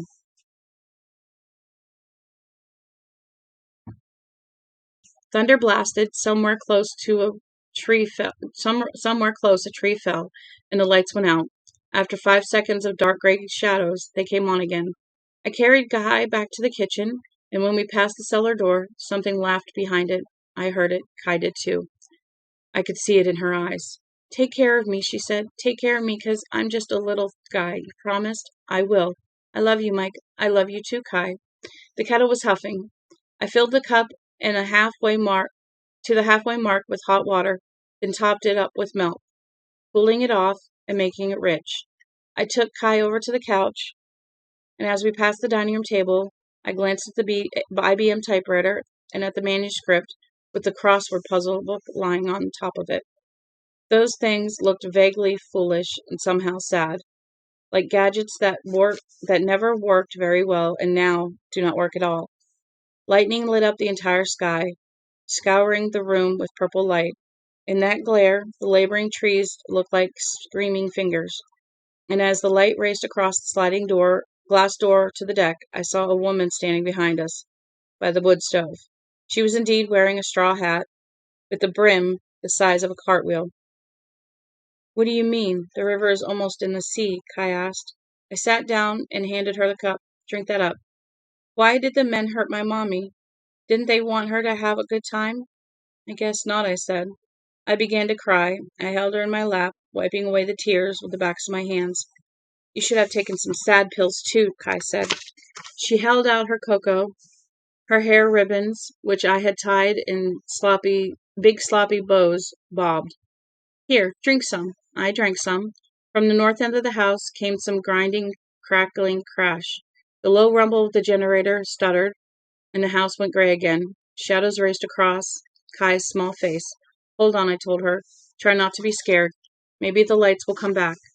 A moment later, they did, although now I could hear a hoarse, uneven note in the genie's roar, and the flicker of the lights was much more noticeable. "Tell me a story," she said. "Tell me about Cinderbell." "Cinderella?" "Yeah, her." "All right, but story guys get paid." I pursed my lips and made sipping sounds. She held the cup out. The cocoa was sweet and good. The sensation of being watched was heavy and not sweet at all. But let them watch. Let them watch while they could. There was a pretty little girl named Cinderella. Once upon a time, that's how it starts. That's how they all start. All right, I forgot. Once upon a time, there was a pretty girl named Cinderella who had two mean stepsisters. Their names were, do you remember? Tammy Faye and Vanna. Yeah, the queens of hairspray. And they made Cinderella do all the really unpleasant chores, like sweeping out the fireplace and cleaning up the dog poop in the backyard. Now it just so happened that in the noted rock band Oasis was going to play a gig at the palace, and although all the girls had been invited, I got as far as the part about the fairy godmother catching the mice and turning them into a Mercedes limousine before the Benadryl took effect. It really was the medicine for sadness.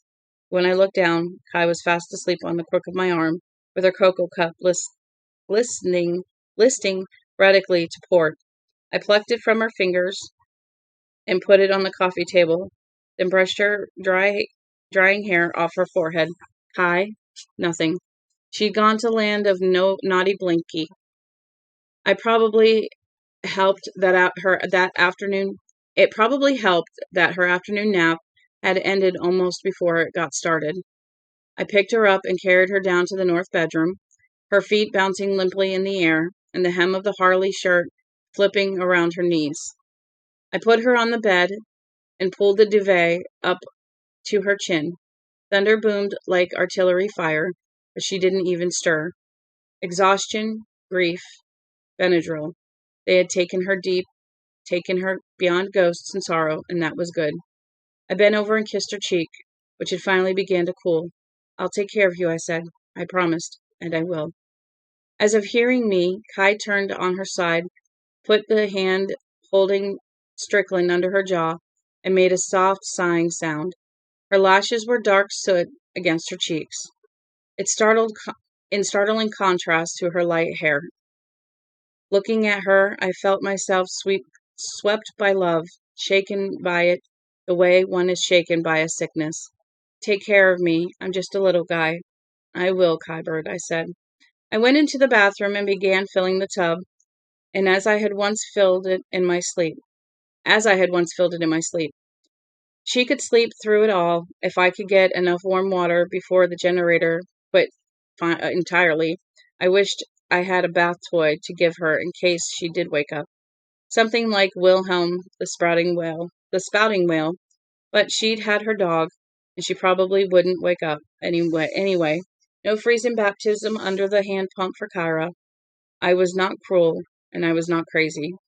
I had only disposable razors in the medicine cabinet, no good for the other job ahead of me. Not efficient enough, but one of the kitchen steak knives would do. If I filled the wash basin with water that was really hot, I wouldn't even feel it. A letter T on each arm, the top across the top bar drawn across the wrists. For a moment, I came out of the zone. A voice, my own speaking as some combination of Joe and Maddie, screamed, "What are you thinking about? Oh, Mike, what in God's name are you thinking about?" Then the thunder boomed, the lights flickered, and the rain began to pour down again.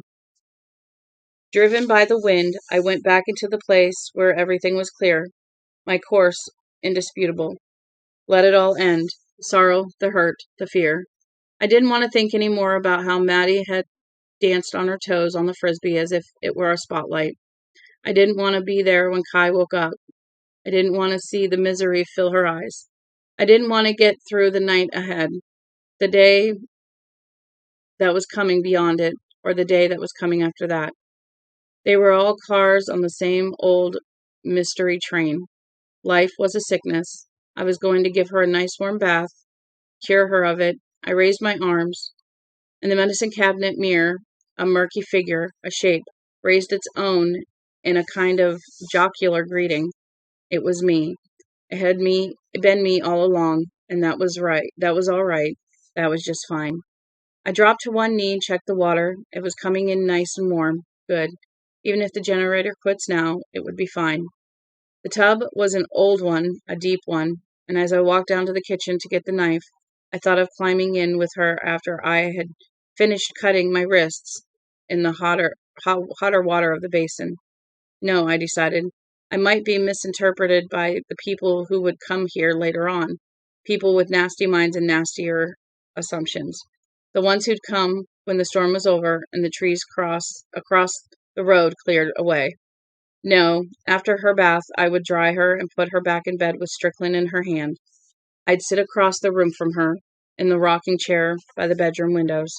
I would spread some towels on my lap to keep as much of the blood off my pants as I could, and eventually I would go to sleep too. Bunter's bell was still ringing, much louder now. It was getting on my nerves, and if it kept on that way, it might even wake the baby. I decided to put it down and silence it for good. Pull it down and silence it for good. I crossed the room, and as I did, a strong gust of air blew past me. It wasn't a draft from the broken kitchen window. It was that warm subway air again. It blew the tough stuff crossword book onto the floor, but the paperweight on the manuscript kept the pages from following. As I looked in that direction, Bunter's bell fell silent. A voice sighed across the dim room. Words I couldn't make out. And what did they matter? What did one more manifestation, one more blast of hot air from the great beyond matter? Thunder rolled, and the sigh came again. This time, as the generator died and the lights went out, plunging the room into gray shadow. I got one word in the clear. 19. I turned on my heels, making a nearly complete circle. I finished up looking across the shadowy room at the manuscript of my childhood friend. Suddenly the light broke. Understanding arrived. Not the crossword book, not the phone book either.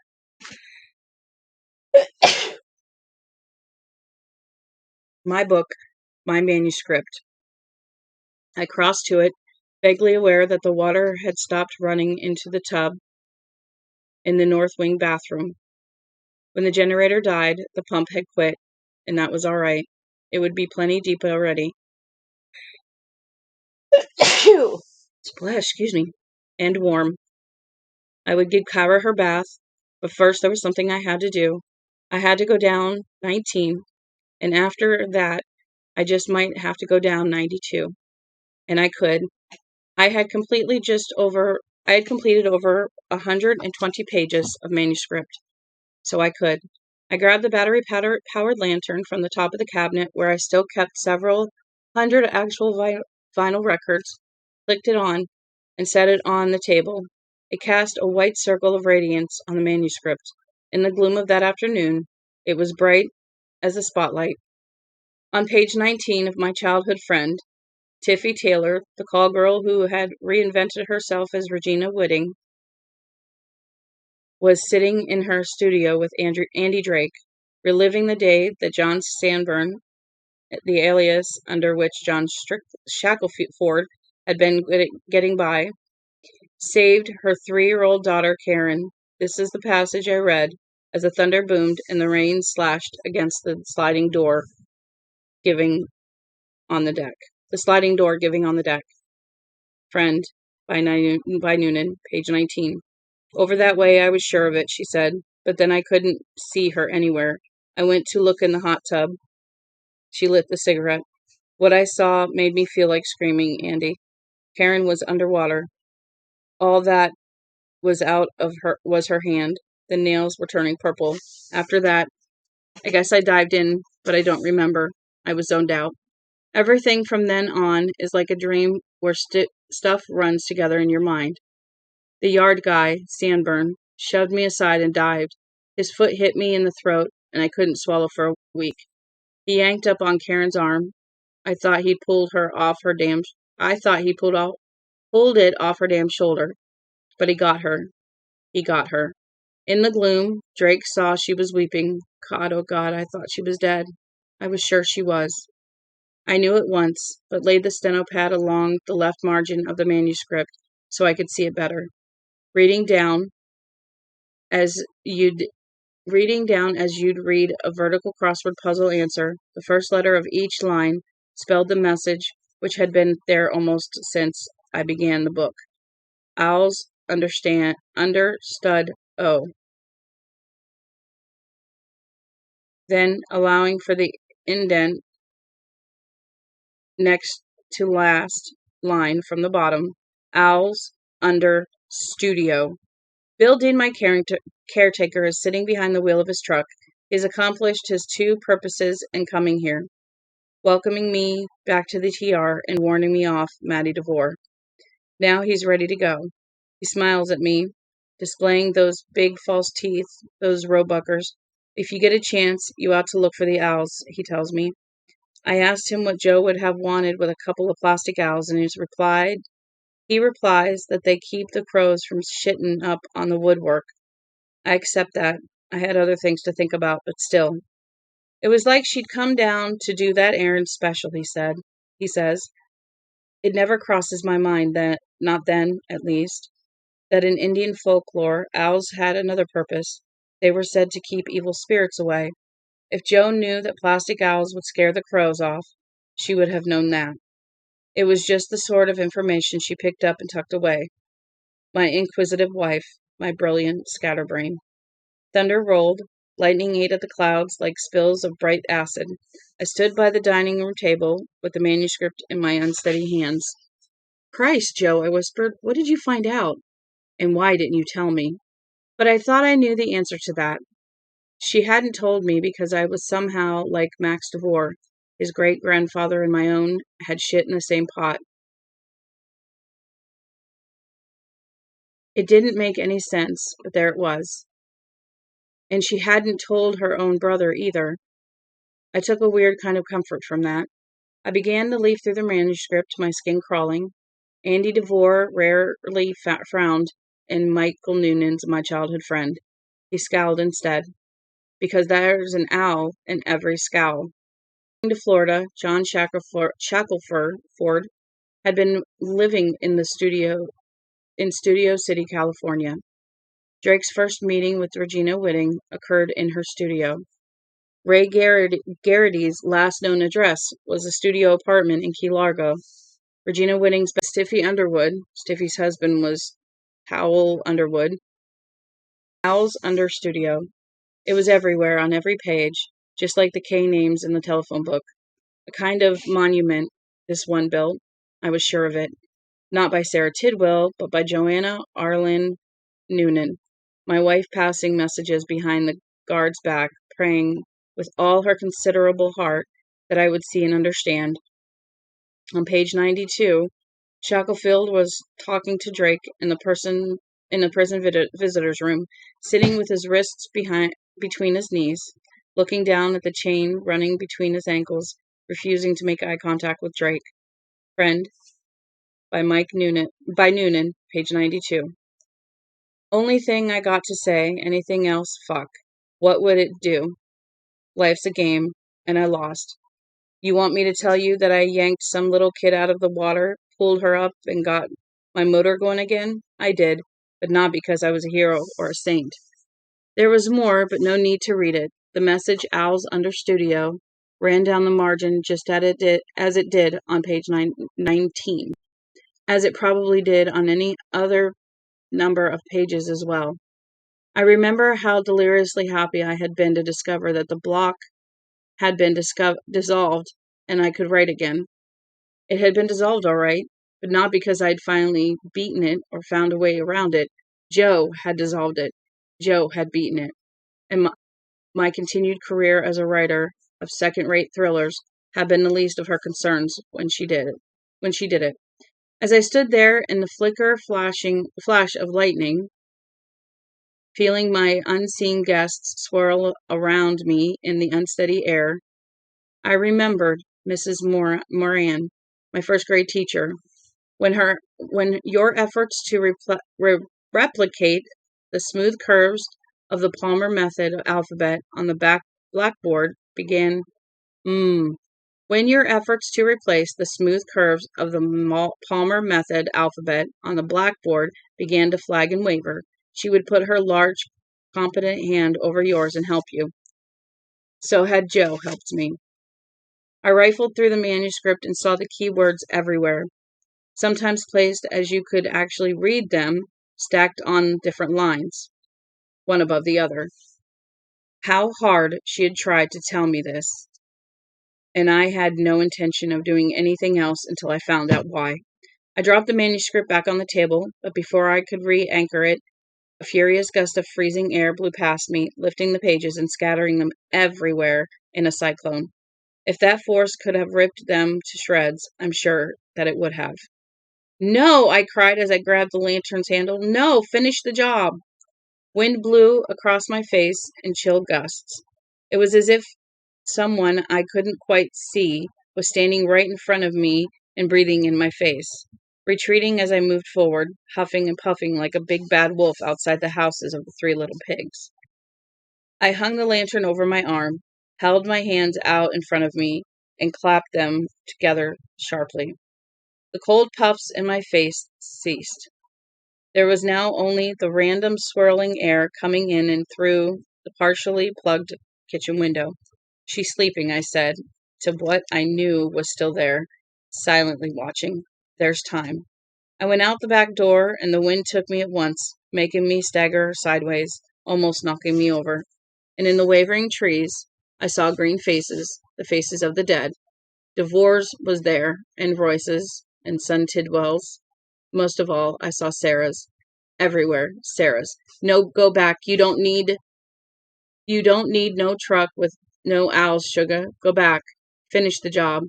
Do what you came for. I don't know what I came for, I said. And until I find out, I'm not doing anything.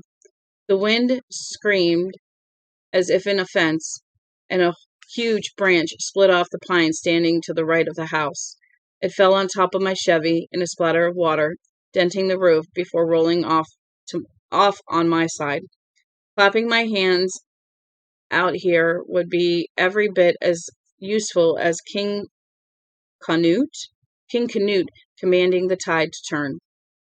This was her world, not mine, and only the edge of it at that. Every step closer to the street and the lake would bring me closer to that world's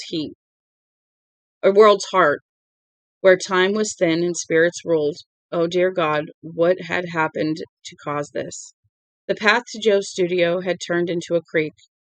I got a dozen steps down before a rock turned under my foot and I fell heavily on my side. Lightning zigged across the sky. There was a crack of another breaking branch, and then something was falling toward me. I put my hands up to shield my face and rolled to the right off the path. The branch splatted to the ground just behind me, and I tumbled halfway down a slope that was slick with soaked needles. At last I was able to pull myself to my feet. The branch on the path was even bigger than the one which had landed on the roof of the car. If it had struck me, it likely would have bashed in my skull. Go back, a hissing, spiteful wind through the trees. Finish it, the slobbering, guttural voice of the lake slamming into the rocks in the bank below the street. Mind your business. That was the very house itself, groaning on its foundations. Mind your business and let me mind mine. But Kyra was my business. Kyra was my daughter. I picked up the lantern. The housing was cracked, but the bulb glowed brightly and steadily. That was the one for the home team. That was one for the home team. Bent over against the howling wind, hand raised to ward off more falling branches, I slipped and stumbled my way down the hill to my dead wife's studio. Now the question, do we keep going or do we stop? Keep going, do we stop? Going, do we stop? You know what? I'm going to read chapter 27. Why not? At first the door wouldn't open.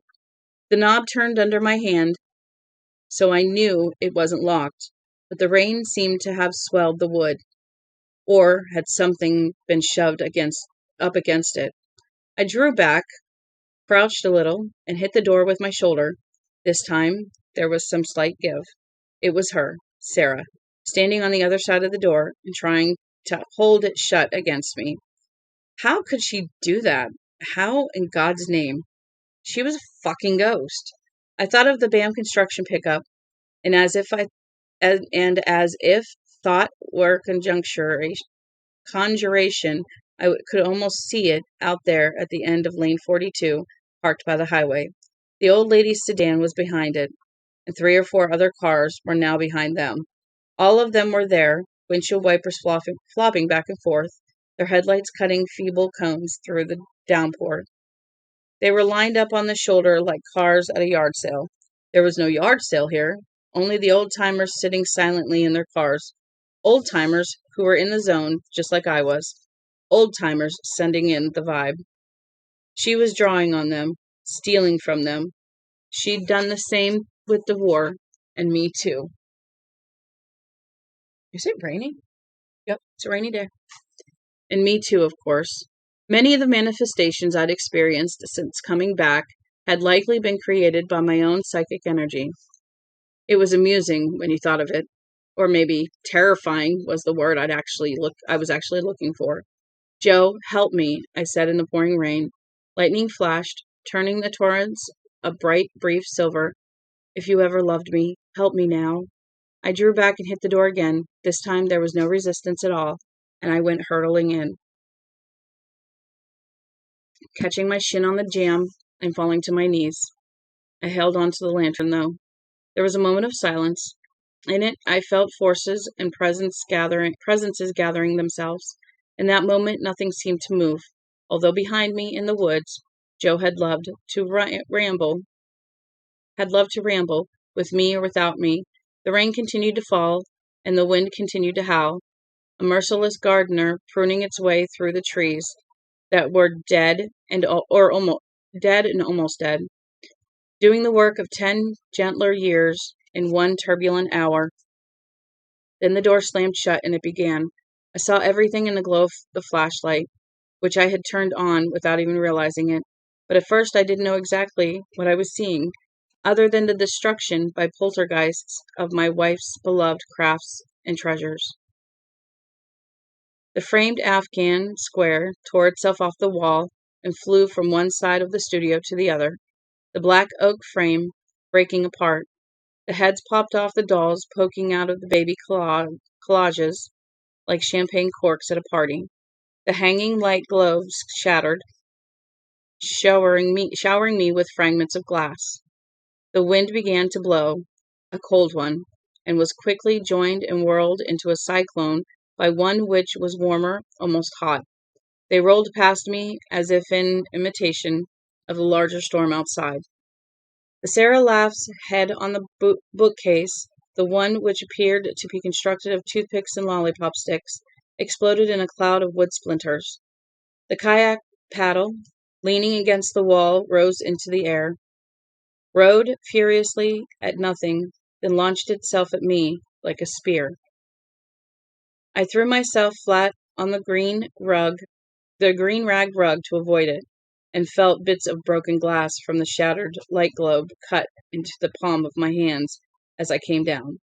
I felt something else as well, the ridge of something beneath the rug. The paddle hit the far wall hard enough to split into two pieces. Oh, there we go. Now the banjo my wife had never been able to master rose in the air, revolved twice, and played a bright rattle of notes that were out of tune, but nonetheless unmistakable. Wish I was in the land of cotton. Old times there are not forgotten. The phrase ended with a vicious blunk that broke all 5 strings. The banjo whirled itself a third time, its bright steel fittings reflecting fish scale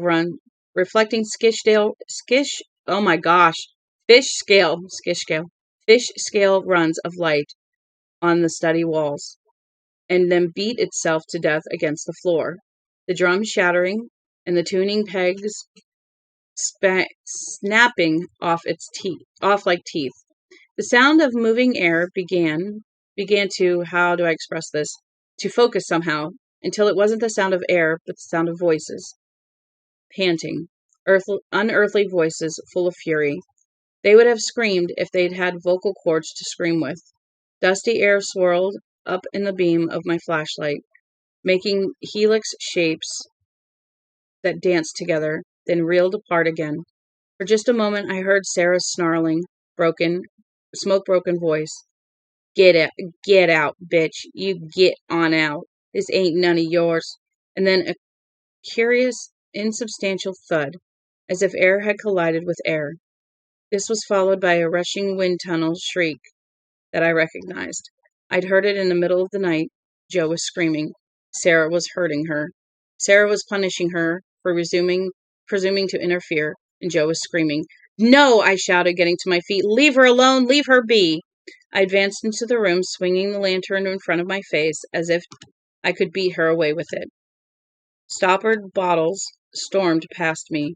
Some contained dried flowers, some carefully sectioned mushrooms, some wood herbs. They shattered against the far wall with a brittle xylophone sound. None of them struck me. It was as if an unseen hand guided them away. Then Joe's roll-top desk rose into the air. It must have weighed at least 400 pounds, with its drawers loaded as they were, and it floated like a feather, nodding first one way and then dipping the other in the opposing currents of air.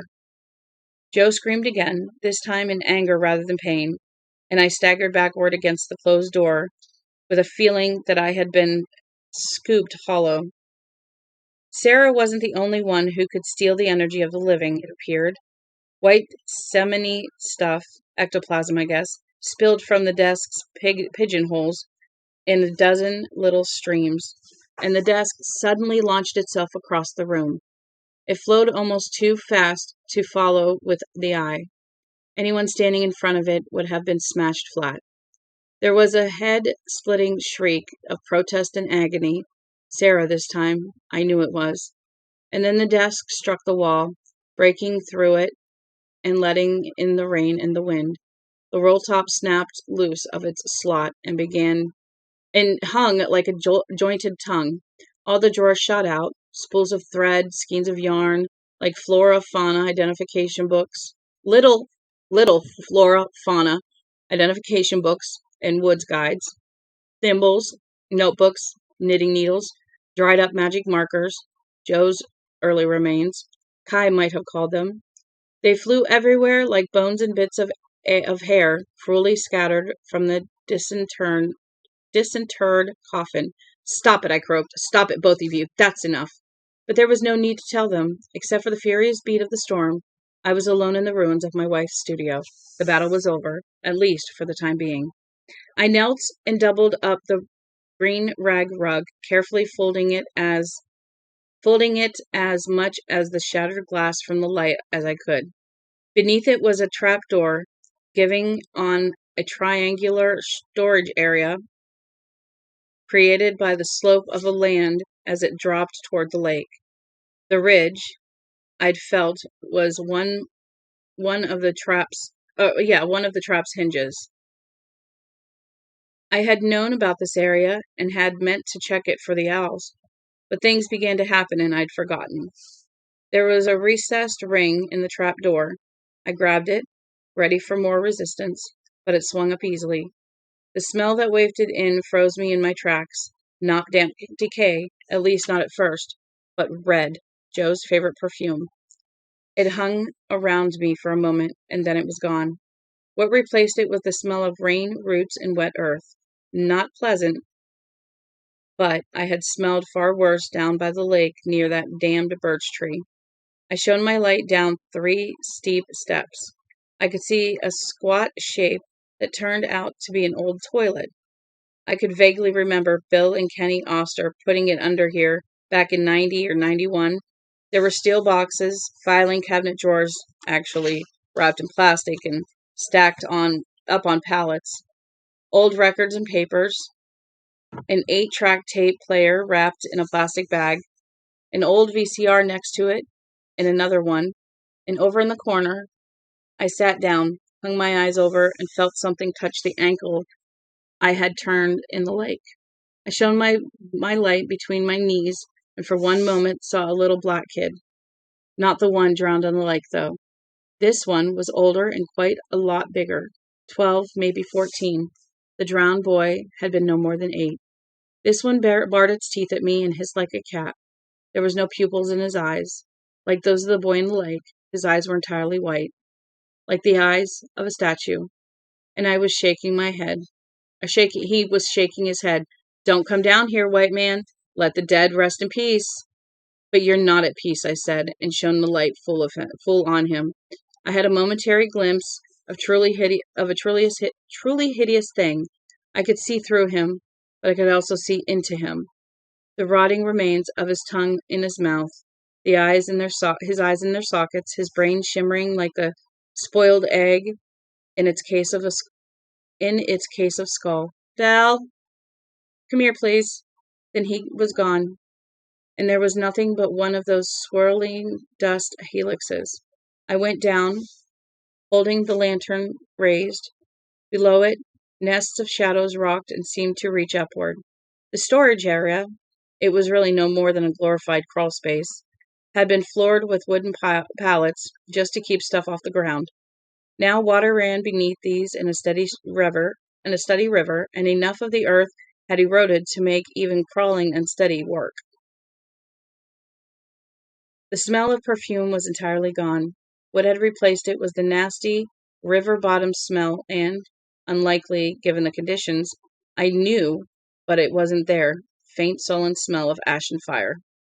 I saw what I'd came for almost at once, Joe's mail-order owls, the ones she had taken delivery of herself in November of 93, were in the northeast corner, where there were only 2 about 3 feet between the slopped pallet flooring and the underside of the studio.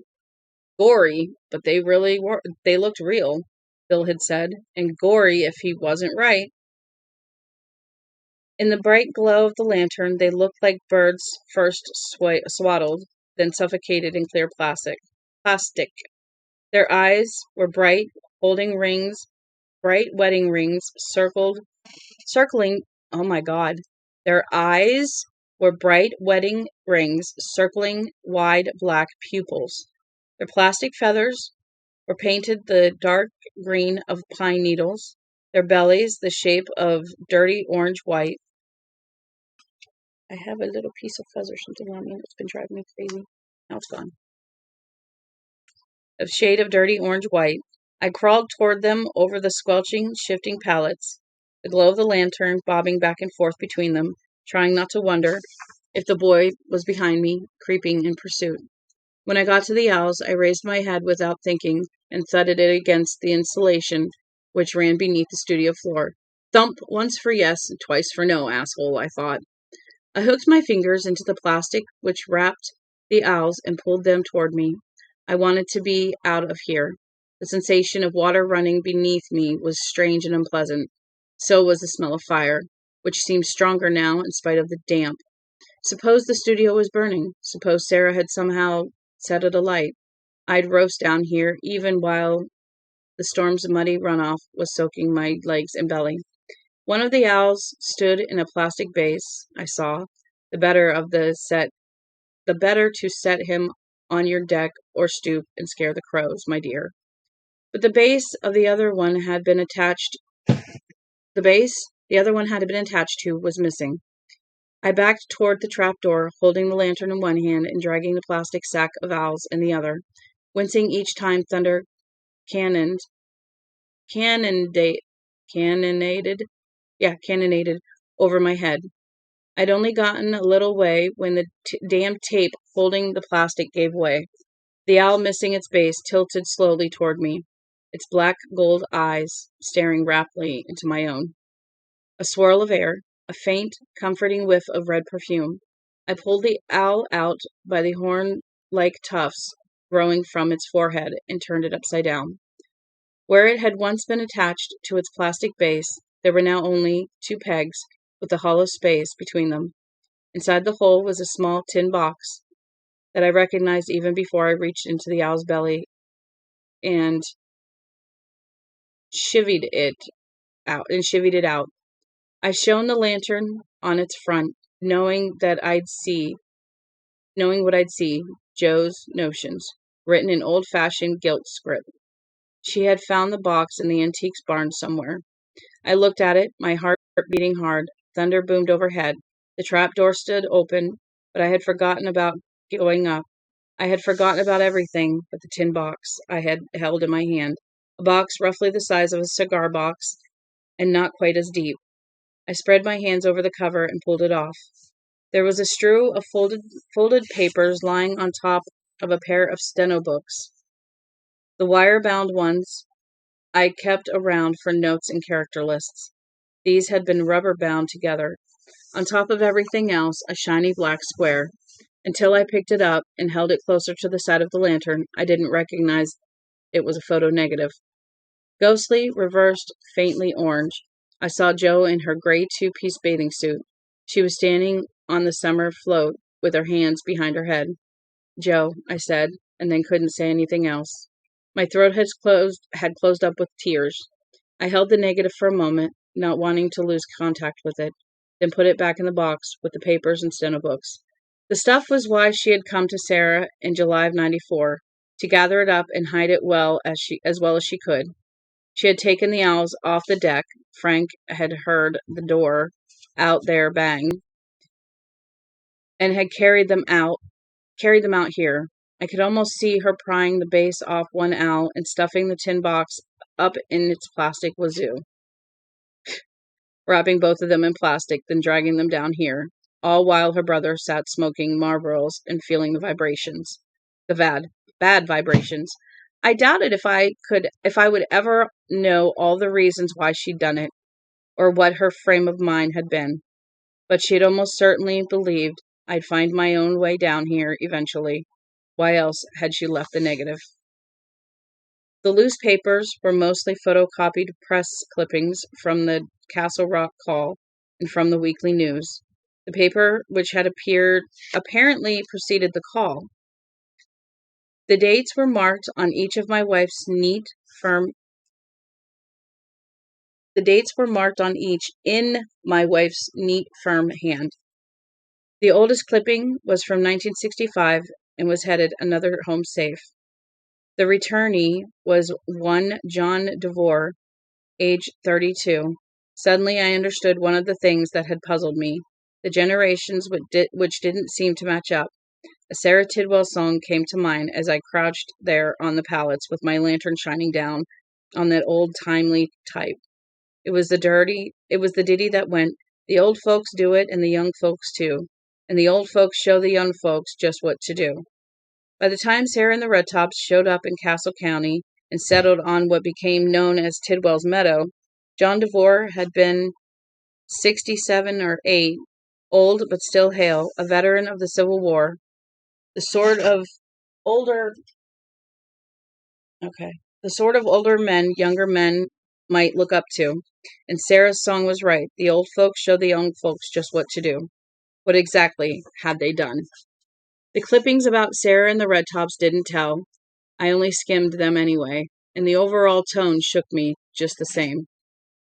But the overall tone shook me just the same.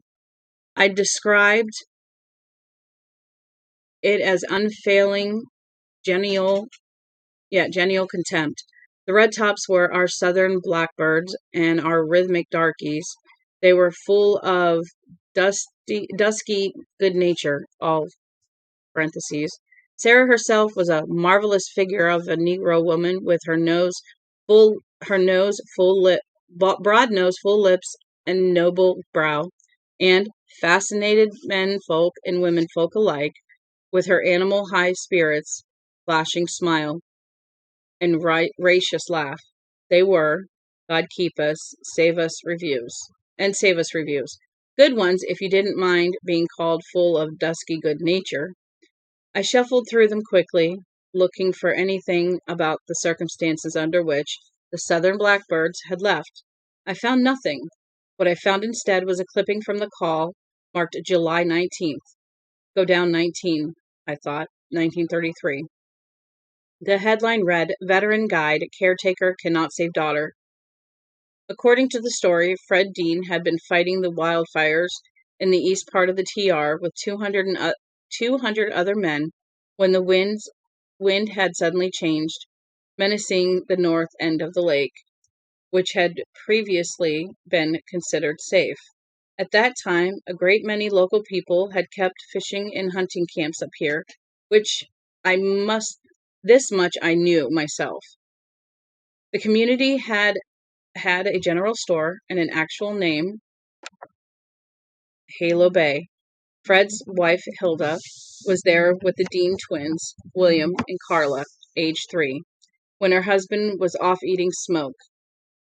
While her husband was off eating smoke, a good many other wives and kids were in Halo Bay as well. The fires had come fast when the wind changed, the paper said, like marching explosions.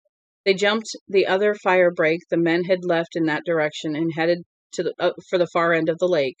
At Halo Bay, there were no men to take charge, and apparently no women able or willing to do so. They panicked instead, racing to load their cars with children and camp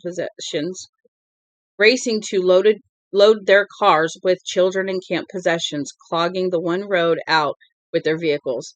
Eventually, one of the old cars and trucks broke down, and as the fires roared closer, running through the woods that hadn't seen rain since late April, the women who'd waited found their way out blocked. The volunteer firefighters came to the rescue in time, but when Fred Dean got to his wife, one of the party women tried to push a bulky, stalled Ford coupe out of the road. He made a terrible discovery. Wait, what? But when Fred Dean got to his wife, one of a party of women trying to push a bulky, stalled Ford coupe out of the road, he made a terrible discovery. Billy lay on the floor in the back seat, fast asleep, but Carla was missing. Hilda had gotten them both in, all right. They had been on the back seat, holding hands just as they always did. But at some point, after her brother had crawled onto the floor and dozed off, and while Hilda was stuffing a few items in the trunk, Carla must have remembered a toy or a doll and returned to the cottage to get it. While she was doing that, her mother had gotten into their old DeSoto and driven away without rechecking the babies. Carla Dean was either still in the cottage at Halo Bay or making her way up the road on foot. Either way, the fires would run her down. The road was too narrow to get a vehicle turned around and too blocked to get one of those pointed in the right direction through the crush. So Fred Dean, hero that he was, set off on a run toward the smoke-blackened horizon. When bright ribbons of orange had already begun to shine through, the wind-driven fire had crowned and raced to meet him like a lover. I knelt on the pallets, reading this by the glow of my lantern, and all at once the smell of fire and burning intensified. I coughed. Then the cough was choked off by the iron taste of water in my mouth and throat. Once again, this time kneeling in the storage area beneath my wife's studio, I felt as if I was drowning. Once again, I leaned forward and retched up nothing but a little spit. I turned and saw the lake. The loons were screaming on its hazy surface, making their way toward me in a line, beating their wings against the water as they came. The blue of the sky had been blotted out. The air smelled of charcoal and gunpowder. Ash had begun to sift down from the sky. The eastern verge of dark score was in flames, and I could hear occasional muffled reports as hollow trees exploded. They sounded like depth charges. I looked down, wanting to break free of his vision, knowing that in another moment or two, it wouldn't do anything so distant as a vision, but as real as the trip Kyra and I had made to the Freiburg Fair. Instead of a plastic owl with gold-ringed eyes, I was looking at a child with bright blue ones. She was sitting at a picnic table, holding out her chubby arms and crying. I saw her as clearly as I saw my own face in the mirror that each morning when I shaved. I saw she was about Kyra's age, but much plumper, and her hair is black instead of blonde. Her hair is the shade of brother Will's remain is the shade her brother's will remain until it finally begins to go gray in the impossibly distant summer of 98. Leave that, it's for tonight. You have Parmesan? Nope. A year she will never see. Making this without Parmesan? I have to go out later. Can I finish, please? No. A year she will never see unless someone gets her out of this hell. She wears a white dress and red knee stockings, and she holds her arms out to me, calling, "Daddy, Daddy." I start toward her, and then there is a blast of organized heat that tears me apart for a moment. And I am a ghost here, I realize, and Fred Dean has just run right through me. "Daddy," she cries, but to him, not me. "Daddy!" And she hugs him, unmindful of the soot smearing her white silk dress and her chubby face. As he kisses her, and more soot begins to fall, and the loons beat their way in toward shore, seeming to weep in shrill lamentation. "Daddy, the fire's coming," she cries as he scoops her into his arms. "I know, be brave," he says. "We're going to be all right, Sugar Plum, but you have to be brave." The fire isn't just coming, it has come. The entire east end of Halo Bay is in flames, and now they're moving this way, eating one by one the little cabins where the men like to lay up drunk in hunting season and ice fishing season. Behind Al LaRose, the washing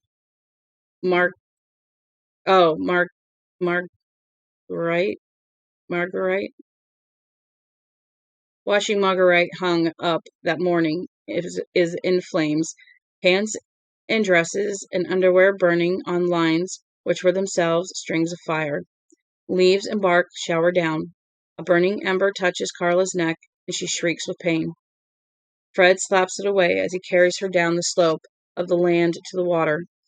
"Don't do it," I screamed. I know all this is beyond my power to change, but I scream at him anyway. Try to change it anyway. "Fight it, for Christ's sake, fight it!" "Daddy, who is that man?" Carla asks, and points to me as the green shingled roof of the Dean place catches fire. Fred glances toward where she is pointing, and in his face I see a spasm of guilt. He knows what he's doing.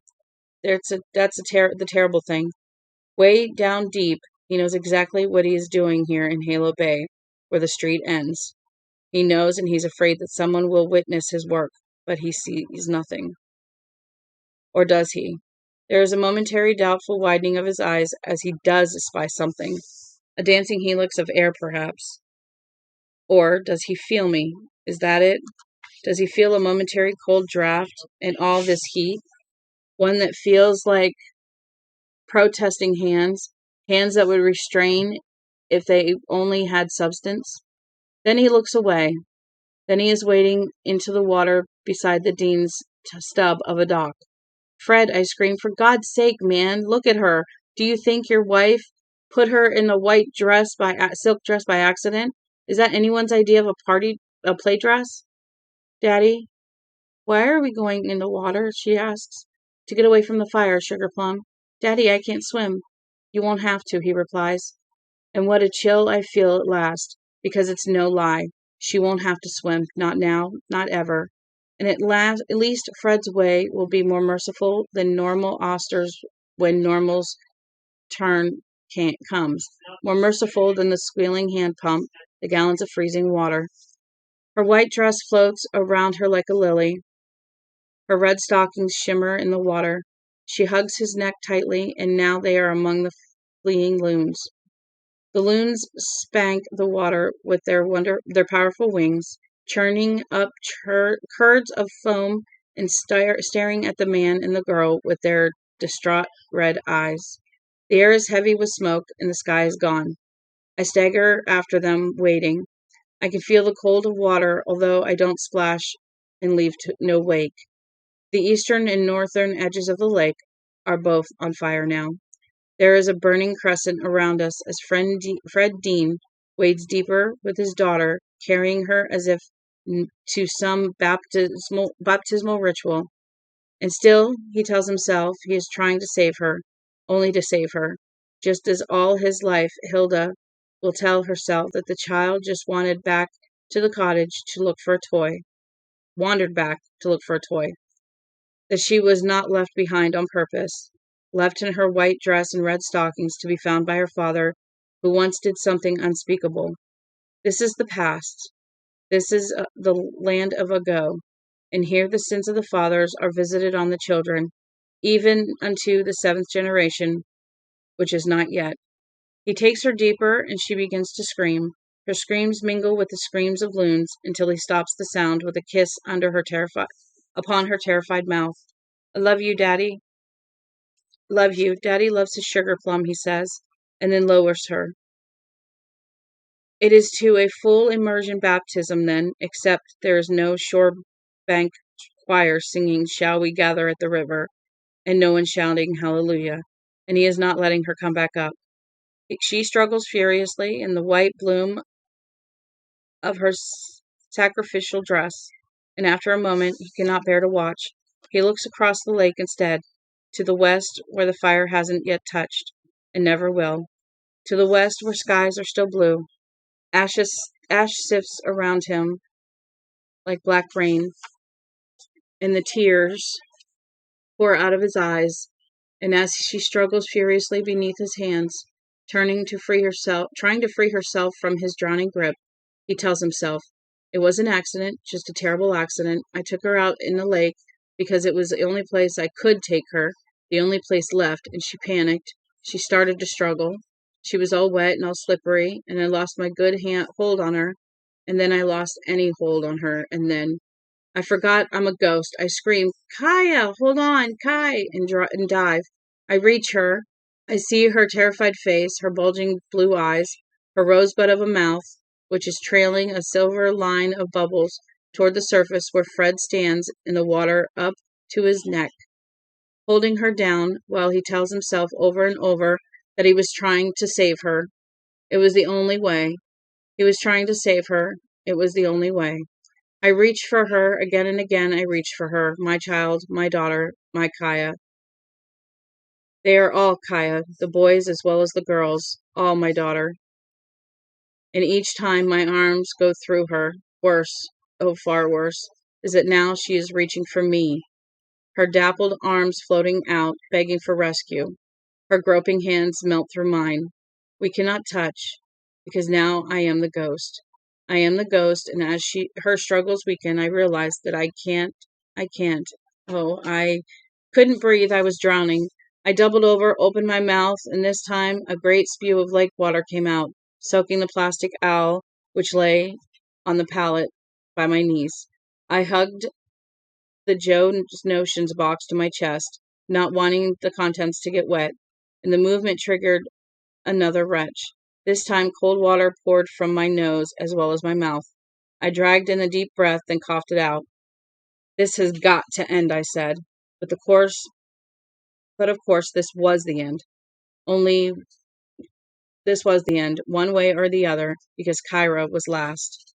I climbed up the stairs to the studio and sat on the littered floor to get my breath. Outside, the thunder boomed and the rain fell. But I thought the storm had passed its peak of fury. Or maybe I only hoped. I rested my legs hanging down through a trap. There was no more ghosts here to touch my ankles. I don't know how I knew that, but I did, and stripped off the rubber bands holding the steno books together. I opened the first one, paged through it, and saw it was almost filled with Joe's handwriting in a number of folded typed sheets. Courier type, of course. Single-spaced. The fruit of all those clandestine trips to the TR during 93 and 94. Fragmentary notes, for the most part, and transcriptions of tapes, which might still be down below me in the storage space somewhere, tucked away with the VCR or the 8-track player, perhaps. But I didn't need them. When the time came, if the time came, I was sure I'd find most of the story here. What had happened, who had done it, and how it was covered up. Right now, I didn't care. Right now, I only wanted to make sure that Kyra was safe and stayed safe. There was only one way to do that. Lie still. I attempted to slip the rubber bands around the steno books again, but one I hadn't looked at slipped out of my wet hand and fell to the floor. A torn slip of green paper fell out. I picked it up and saw this. James Noonan, 1868, and Bridget Noonan, 1866. Burton Astor, born in Maughton. So Paul Noonan, born 1892, Jack Noonan, 1920, Sid, 56, Mike, 58, married to Joe. So Bridget was married to Burton. R.K. Born in Maughton, Burton Astor.